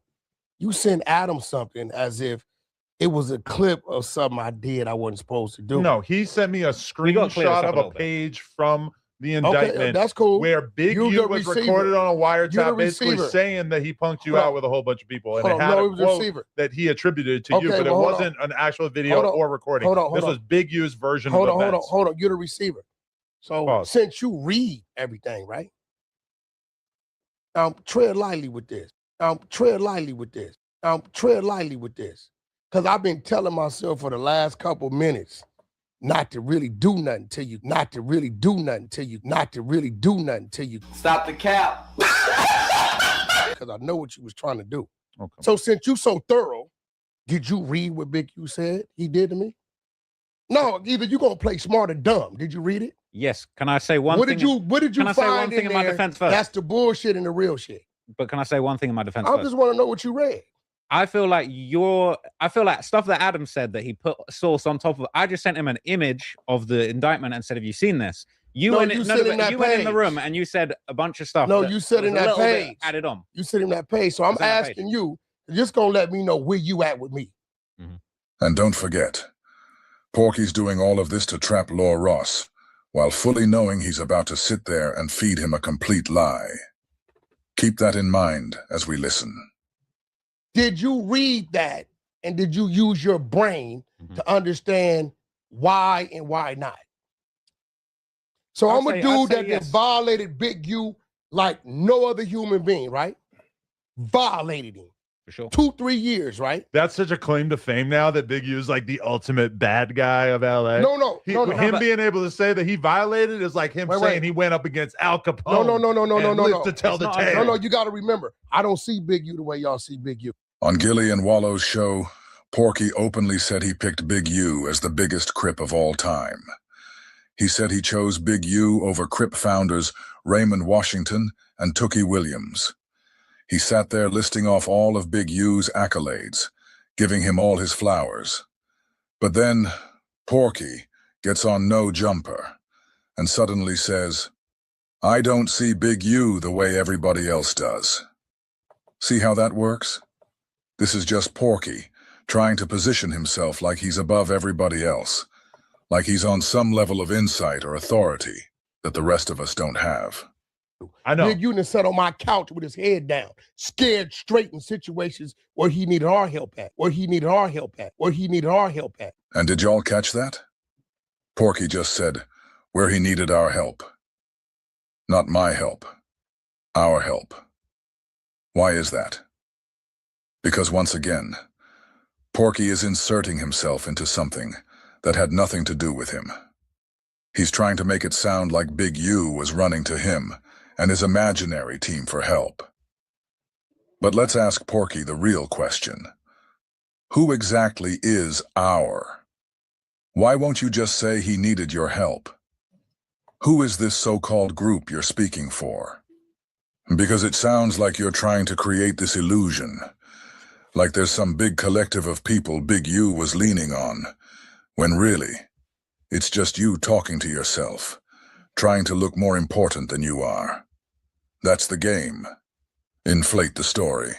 Inflate yourself. But we see right through it. I don't see him that way. A motherfucker who I had to pay rent and help take care of his family. Let's talk about another one of Porky's lies. Big U owned multiple homes. So how in the world could CS2 Badges be out here, claiming he paid Big U's rent? If you helped him with anything at all, it would have been to help with a mortgage payment, not rent. That's just common sense. But here's what's even funnier. Notice how Porky and Lucy both lean on this same tired talking point. Oh, we gave him some money. We helped pay his rent. Like that's some badge of honor. If someone is really your friend, and they fall on hard times, isn't helping them out what you're supposed to do? If a man hits a rough patch, and you slide him some money, that's not a flex. That's just being a decent human being. But these dudes turn it into a talking point, a power play. I'm not scared of him. I don't see him the way y'all see him because I helped him one time with some money. Are you kidding me? And don't forget, all of this is built on a lie anyway. Everything Porky's saying is just to distract you from the real truth. He was in that parking lot that night, screaming for his life. That's the reality he's trying to rewrite. Who then sat on my couch and said, help me? I don't see that dude as that, right? But if you read that, right, it says, we was 15, 20 deep, right? And we caught him. And he was by himself, right? You do know I jumped out on them. You do know I wasn't walking. I'm in a car with 800 horsepower in it, right? I'm very capable of whatever, right? You do know my homeboys was adjacent to them, but they didn't even, that they had no idea they was there, right? The Henny Man. Right? That's new information. You do understand that, right? Yo, I'm here. He's Big screaming. No, this is my fault. Big Ack, how you living? Oh my God. Now he's we in here got with a Mount Pod 360 boy right here, bro. Hello, We said hello, you in the Shay. middle. How you doing? First time meeting. Come on. IRL. Hold on. We got to get to this right here. He's trying to pack out Trapper right now. Yeah, we need a judge. We need someone to litigate this situation. No, hold on. Watch this. I'm glad I'm here at ground zero, man. This roll the indictments. Watch this. So let me give it to you, right? Smell like police donuts up in here, man. I brought my badge too. You know, I said this the Fan Avengers. They got me. They got Adam. They got Vlad. Mount Podmore. Shout out to the new recruit, Remo. He the undercover. So listen, undercover. Hold on, let's get back to it. They said the undercover had a stutter. Oh, the undercover had a stutter. Actually, no. Won't you read it? Look, I just feel like I will read it. I'll read it. I'll read it. Can I say something before I read it? Because it's very important. I want you to read it. All right, I'll read it. I want to see how I'll smart read you it, are. and then I'll give what I thought of it, and then I'm going to repeat what Adam said about it. I want a dramatic reading. You spun it crazy. I want you to read it dramatically. Hey, third Bang that like button. Bang that. Before y'all get to that, I'm gonna expose something Don't bring that the I Pacoima never out. exposed. Yo, Wack, Oh wow, okay. I'm so glad you're my friend because all your options go to jail, bro. I ain't gonna lie to you, man. All your ops, everything that don't like you, they going down in the ball of flame, man. I'm a legal Yo, guy, Wack's my friend. I'm telling you. Go ahead, read it. Henley I'm on him for doing his weird shit. Go ahead. Henley recounted to victim one, and this is on a wiretap, right? So bear in mind, this is very important. This is Big U bragging about doing this on a wiretap to somebody else. On the phone. Not knowing that he's being listened to, right? Read it. Henley recounted to victim one an incident in which Henley and Rolling 60s gang members chased down Wack100, Wack100, Wack100. At this point, it's almost normal. We should all be used to it by now. Seeing CS2 Badge's name pop up in somebody else's paperwork shouldn't even surprise anybody anymore. Once again, this man's name is showing up in paperwork, and somehow it never matters. But here's where it gets ridiculous. CS2 Back wants us to believe that the feds have wiretaps of Big U saying all this happened to him. And yet, magically, they never went to CS2 Back to ask him about it. Now that's where we gonna end it, and I'm gonna break this down, right? So let's go ahead and get to this, right? So I'm going at it back and forth. Let me get down here to where the good people at, right? So I'm going back and forth with Chat GPT, right? And I said, look, I think you misunderstand my point. Wack100 arranged and booked Loose Cannon intentionally, knowing what topics he wanted to bring up during the interview at No Jumper. He was fully aware of the alleged robbery of the dispensary owned by Dale Morrison, who also claims that Big U extorted Wack100, admitted that Dale Morrison had already confided in him that he was working with the federal government against Big U at that point, explaining exactly what he accused Big U of to the feds. Wack100 is Big U's arch nemesis. In fact, Wack100 thereafter befriended Loose Cannon and recorded a phone call between Loose Cannon and Dale Morrison, Monster, talking about the robbery and extortion case. I'm sure that will be evidence that comes out during Big U's trial. Wack100 is also brothers with the Grammy Award-winning producer Marley Marl, who is a witness in the case. Coincidence? I don't believe in coincidence.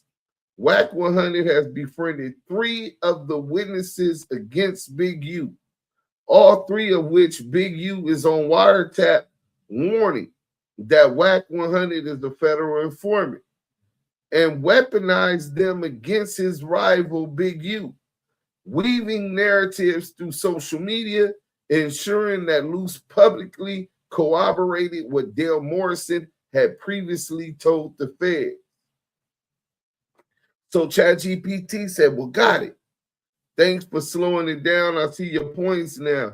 Wack100, Wack is formally a snitch. You're arguing something more structural and honestly more interesting, that Wack100 functioned as an informal intelligence node and narrative amplifier that the government knowingly benefited from, whether or not he ever sat down with agents.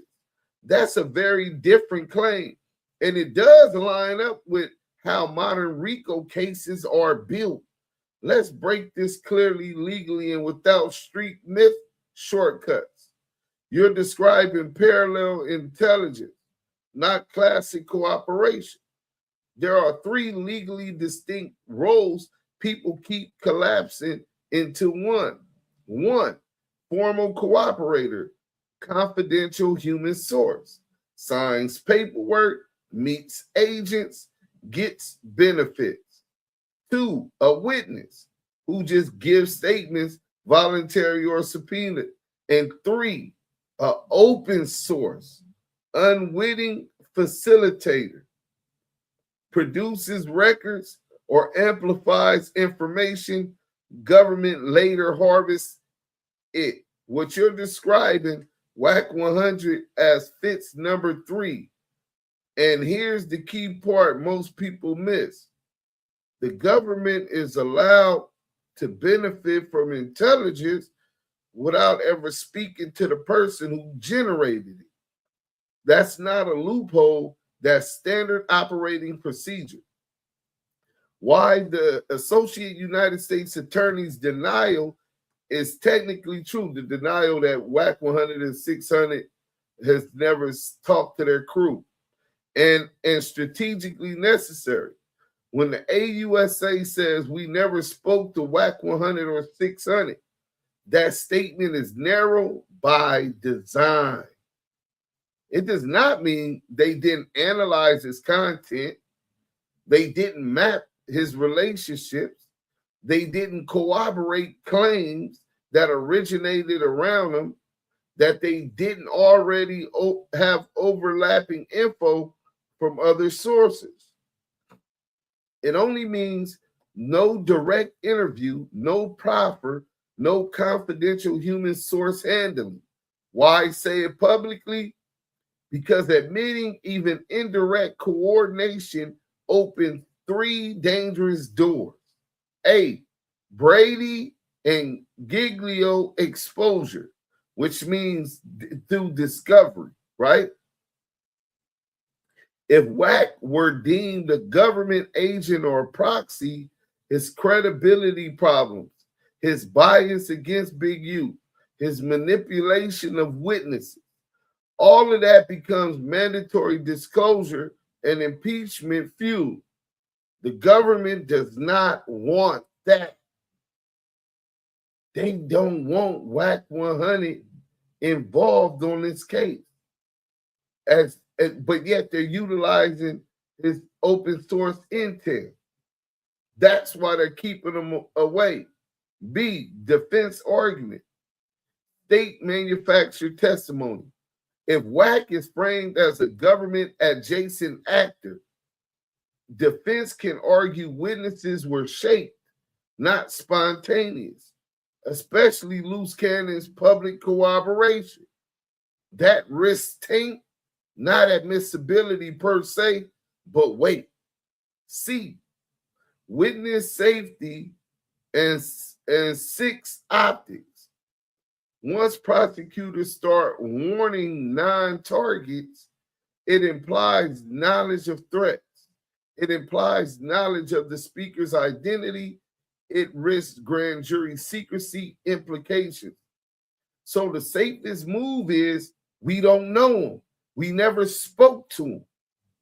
Even if they absolutely tracked everything he was doing. 3, your core point, intentional orchestration, not coincidence. You're zeroing in on something courts do recognize, even if the public doesn't. Wack books loose cannon knowing the topic. Loose publicly states facts aligning with Dale Morrison. Dale had already spoken to the Fed. Wack records calls tying the narrative together by putting loose cannon on the phone with Dale Morrison to talk about the robbery of the dispensary on a recorded line. Wack is socially embedded with multiple witnesses, and Big U is on wiretap repeatedly identifying Wack as a threat. That's not coincidence, but legally it's still not informant behavior. It's something closer to narrative convergence via adversarial media warfare. And federal prosecutors love that because it produces statements without subpoenas. It avoids suppression fights. It creates independent cooperation, and it keeps the government's hands clean. 4, why Big U wiretap warnings actually help the government. So this is what they were saying, but they had mistaken what I said. This part is brutal, but real. When Big U says on the wiretap, Wack is the police, he's setting people up. He's weaponizing people against me. He never said they were weaponizing people against him. That doesn't prove Wack is a Fed. What it does prove is Big U perceived Wack as a threat, as a credible threat. Big U believed information was leaking. Big U believed witnesses were aligning against him. From a RICO perspective, that supports pay attention, because this is how the AUSA is about to attack Big U if he doesn't combat this open source intel and debunk it and tie it into Wack100 and the fact that Wack100 is corrupting and polluting with convolution of the truth, facts about this case through his friends and associates, Luke Cannon, Dale Morrison, Molly Mall, right? Rod Zay, Rico the Rat, Rod Zay, and Crackhead Eddie Boy. So from a RICO perspective, that supports consciousness of guilt. They will read all of this stuff on the thing, and they'll say, well, Big U was saying that Wack100 was a rat, right? But that was if you believe, and the law allows a juror to believe in the consciousness of guilt. So say after the police come try to get you and you run, they could take that as a sign of guilt that you ran from the police and it was a robbery that was done in the area. I went to trial on my bank robbery. That was part of the jury instruction. This is what they're going to do.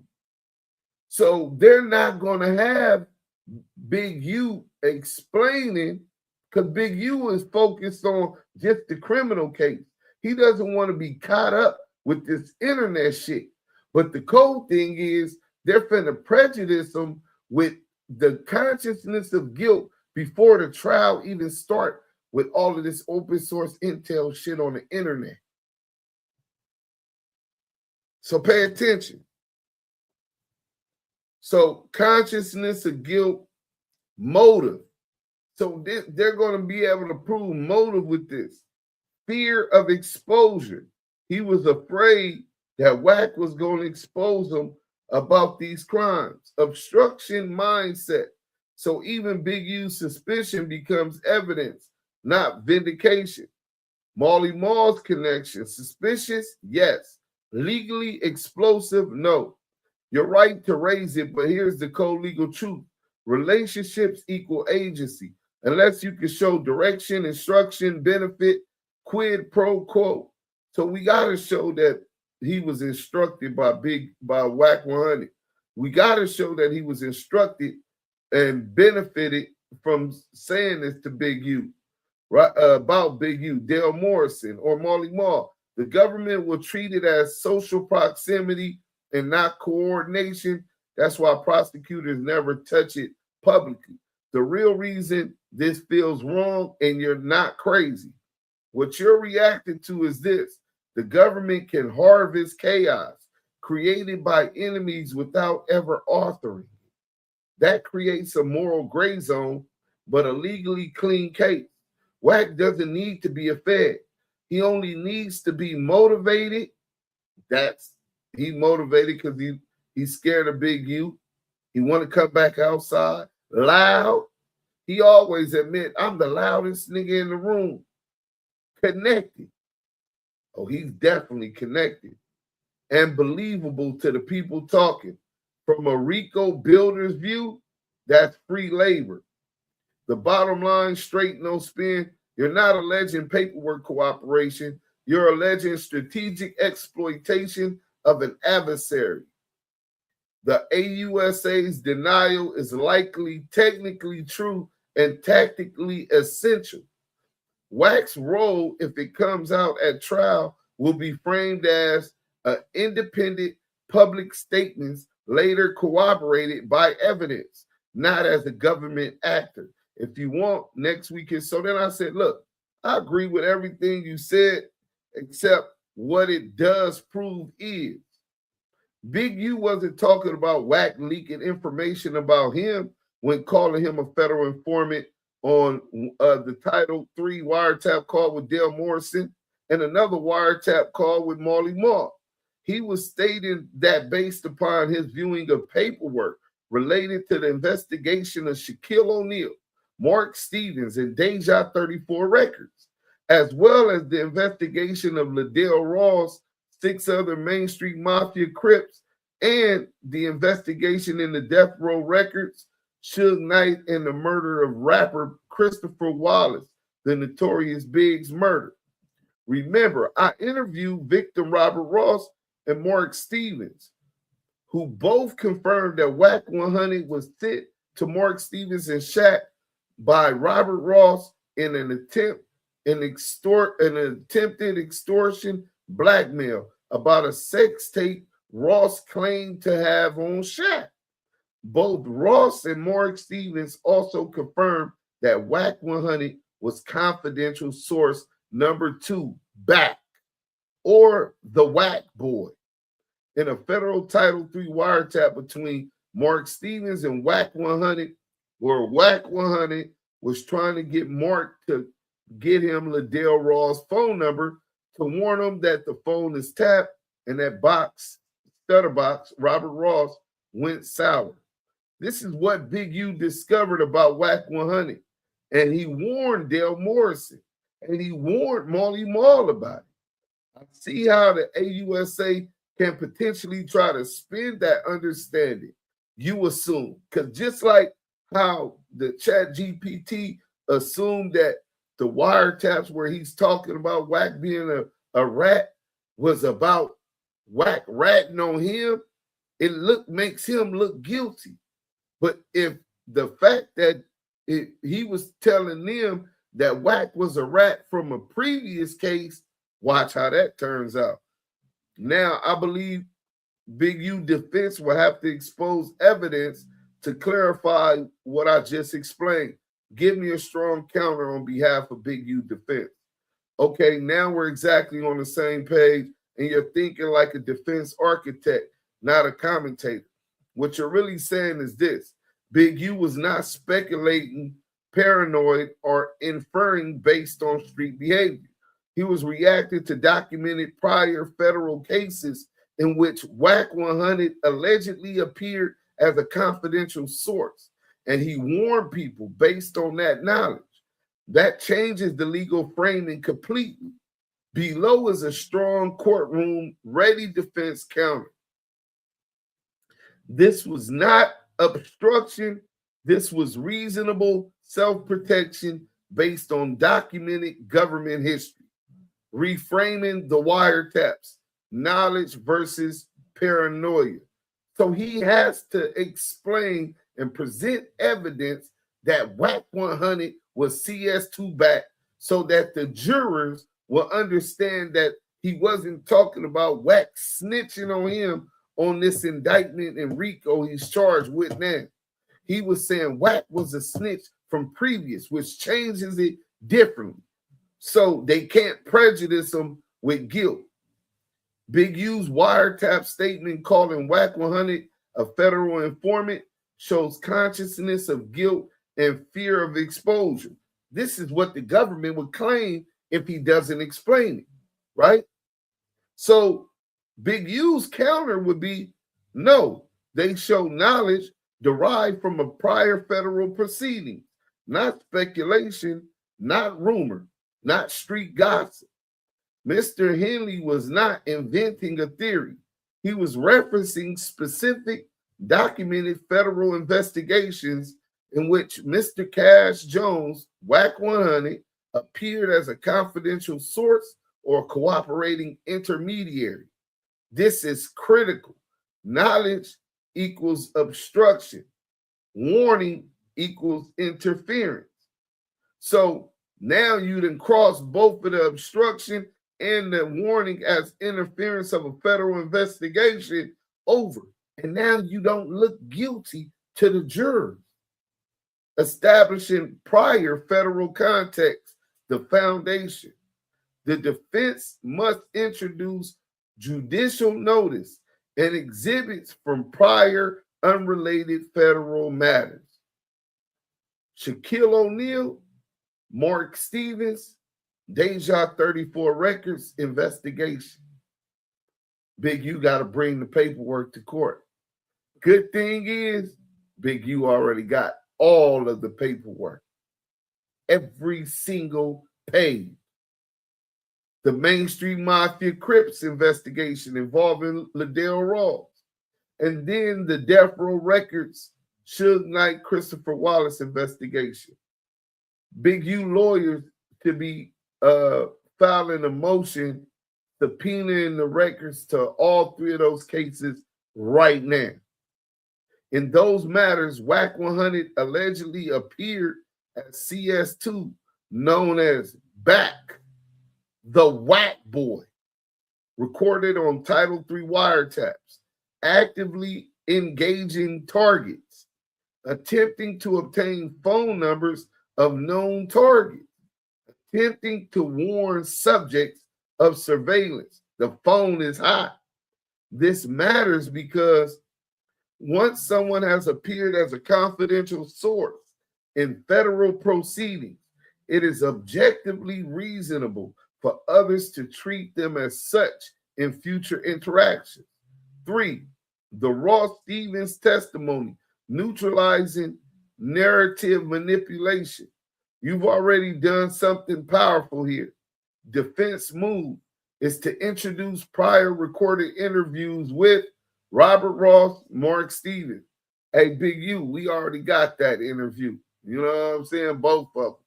So that's going to help him in court to prove that Wack100 was a snitch, and that's what he was talking about.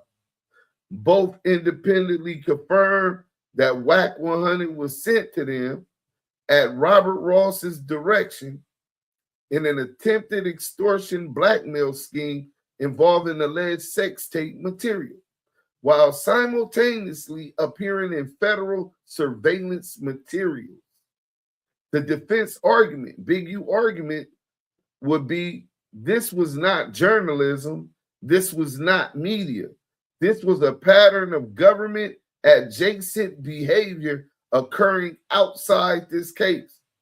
This reframes Wack not as a podcaster, an adversary, a loud personality, but as a repeat federal proximity actor, destroying the obstruction theory.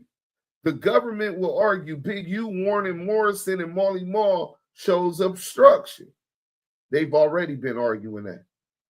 Well, Big U lawyers now, after proving this is the kill shot. You cannot obstruct an investigation you are not aware of. Big U's statements were backward looking, based on past cases, not tied to any known investigative step in this matter. 2, warning a person is not tampering with evidence. Big U did not destroy documents, alter testimony, instruct false statements, threaten witnesses. He said essentially, be careful around this person. Here's why. Well, that is protected speech, not obstruction. The AUSA's public denial backfires, and this is why. If the AUSA publicly says we never spoke to Wack100 or 600, well, exactly. Because if the government acknowledged Wack100's prior role as an informant, it would trigger Brady and Giglio an impeachment obligation that they cannot survive. Do y'all understand what just happened, bro? If Big U exposes Wack100 as an informant because of these wiretaps, which he's telling Dale Morrison on one call and Molly Mall on another call, hey man, leave that nigga alone, man. That nigga's a federal informant. And they both ended up running back to tell Wack that, right? This is on wiretap, right? So they're going to try to spin it and prejudice him and say, see, he was guilty. He was saying that Wack was snitching on him. He was saying this about this case. Well, now, because they opened up that can of worms, Big U can explain and subpoena the records. No, I wasn't talking about that. I was talking about a past case and documents I've seen previously where Wack100 was an informant. And because he's an informant previously, they don't want that information out. And it arms the Assistant United States Attorney to not have to bring up records of Wack100 lying, records of Wack100 telling on other things, cooperating with the government. The fact that Wack100 wasn't just a YouTuber, that he was actually conspiring with these informants to weaponize them, to target Big U with this investigation that Big U is facing right now. That's a powerful defense. And Big U has enough evidence to be able to connect the dots. Let me finish. The denial by the AUSA of their team talking to Wack100 and 600 is present tense. It does not negate past federal use. Just because y'all saying y'all didn't talk to them now, y'all don't have to. They already got handlers. You could have been talking to their handlers. It does not negate documented Title III appearances. It does not negate CS identifiers in prior cases. The defense frames the denial as carefully worded, technically true, and strategically evasive. 6, the jury level narrative. This is what wins. Here's how this lands with a jury. The government wants you to believe Mr. Henley was panicking, but the evidence shows he was informed. They want you to believe this was paranoia, but paranoia doesn't come with case numbers.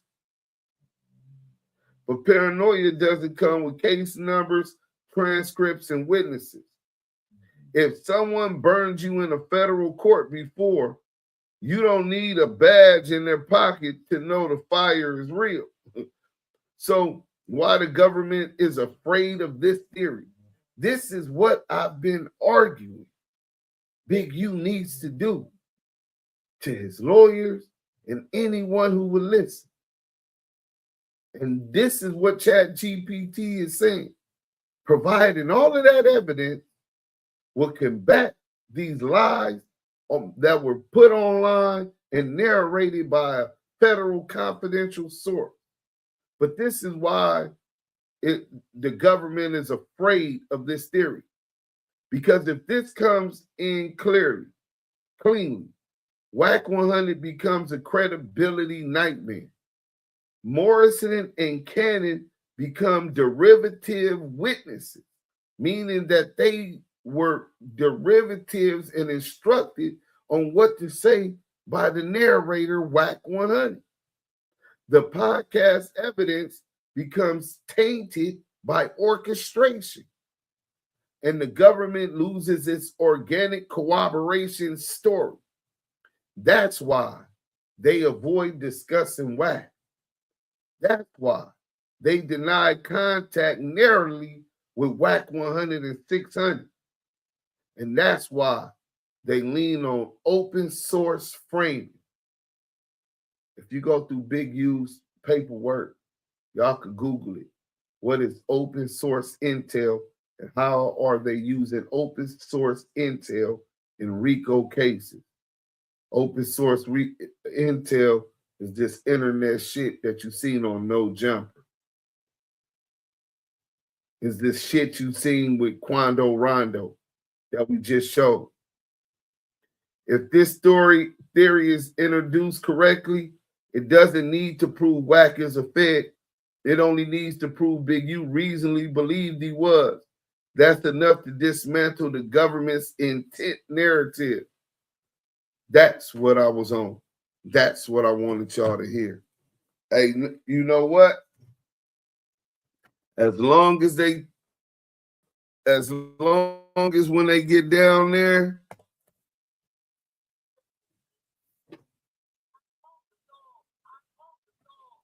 oh, y'all can one more time. I caught the dog. I caught the dog. That whole Main Street shit. That was. I caught the dog. I caught the dog. Let's see what y'all say about that. How many of y'all was able to keep up and comprehend to what I was breaking down? I know how intelligent most of y'all is. Y'all be opening my eyes on a lot of stuff. What y'all think? Wack knows this. When that badge flipped out, I didn't think it was a play. He said he has Freemason friends. Nigga, they cops, and so are you. This is why Wack does what he does. He knows they will take his info without him having to give it. That's a fact, Judy. King Hutchinson, hit the like button while you in here. Wack been setting people up to fail. Facts. Wack wants to be so famous and hard. Well, he goes down in history as someone who lies about everything and could never be trusted for anything. He has never been hurt hard. He pretends to be. Blueface knows now. That's why he's scared to leave his house and stays on live every day. Practicing makes perfect, but you have to get out the mirror and go into the real hood, to the real hood day. When is Wack court date for the World Star? Because this explains why he could be an informant. This cop loves Wack. Right. Views. Salute. Direct Vormy. CC Fior, whatever you say. Wack is super stupid, especially when he's been put in a bad light. He would tell on himself knowingly if he's been put in a negative light. He says anything trying to make himself look good. Right. 1-800 Brick City. Salute. Luce has a live saying Wack was his handler. Right. Stop speaking on my big homie. Mozak Monk, fuck your big homie and fuck you too. How about that? Nigga suck my black cock. How about that? Strategic exploitation of an adversary. Hey, did you catch that, Lou from the Lou? See, Lou from the Lou sharp as a porcupine squeal. You know what I'm saying? He says the strategic exploitation of an adversary. Yo, that poll is crazy. 95% of the people believe, and rightfully so, that Wack ratted on Big U. Yeah, that's a fact, Amanda Mack. Big U knew what he found out from cops only could have come from Wack. Wack wants to call everyone a snitch since he's the biggest COINTELPRO ever. Duse M, Sagittarius Jones, salute. Peace to the tribes in North America. Peace to the tribes in North America. Mozak Monk, make sure you hit that like button while you're here. Right. When you get fall, then cops will tell you how you fell and who got you caught up. Cops don't care. They never told me. Cash Jones, when I got my paperwork, I found out. Belina, what's happening? Why do you run content on Wack so much? Fuck that bitch ass nigga. Because that's the opposition. Because he's a rat, a piece of shit, scum of the earth, one of the worst human beings on planet Earth. And there's always something to flame his bitch ass up about. Any other questions? Block Boy ENT. You know what I mean? Because he can. Block Boy ENT. Sit back and enjoy and hit that like button. Tell him. I guess Wack brought in a new era of snitching on the streets. The snitch by the door should be a book on Wack. Right. Boy, and they have other channels. Right. Wack got millions gathering info on them. Laugh out loud. Get your pen and pad. I done threw one out of here, rolled his stuff up in a little bitty burrito. Right. Do not pop clips. He ain't going to outlive those allegations, especially after I said it outside Ray J's court here. Hey, do not. I heard you just got a restraining order against you, man. I think that was when that went past yesterday. Somebody put a restraining order on Do Not, another YouTuber or something. You know what I'm saying? They had some kind of court hearing or some shit. You know what I'm saying? But that's nasty work. Hold on, let me see what they talking about. Boom. Mike B, let's go up. Sagittarius Jones. Original Mac from Carver Park. Wack been lining up Crips for years, starting from the main street. Hey, Carver, listen, bro, you 100% right, homie. And I think he targets the Crips because he figured that the Bloods won't figure it out.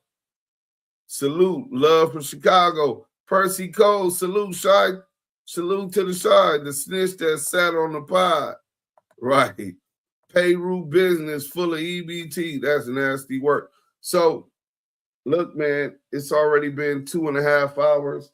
We going to end this. I got content dropping in the morning, and then I'm going to make a live for tomorrow night. But, you know, Sundays is family day. Me and Maria and them going to be with Maria's mom. So, until then, make sure y'all hit that like button on the way out. Subscribe if you ain't did it. DAMU KIWE.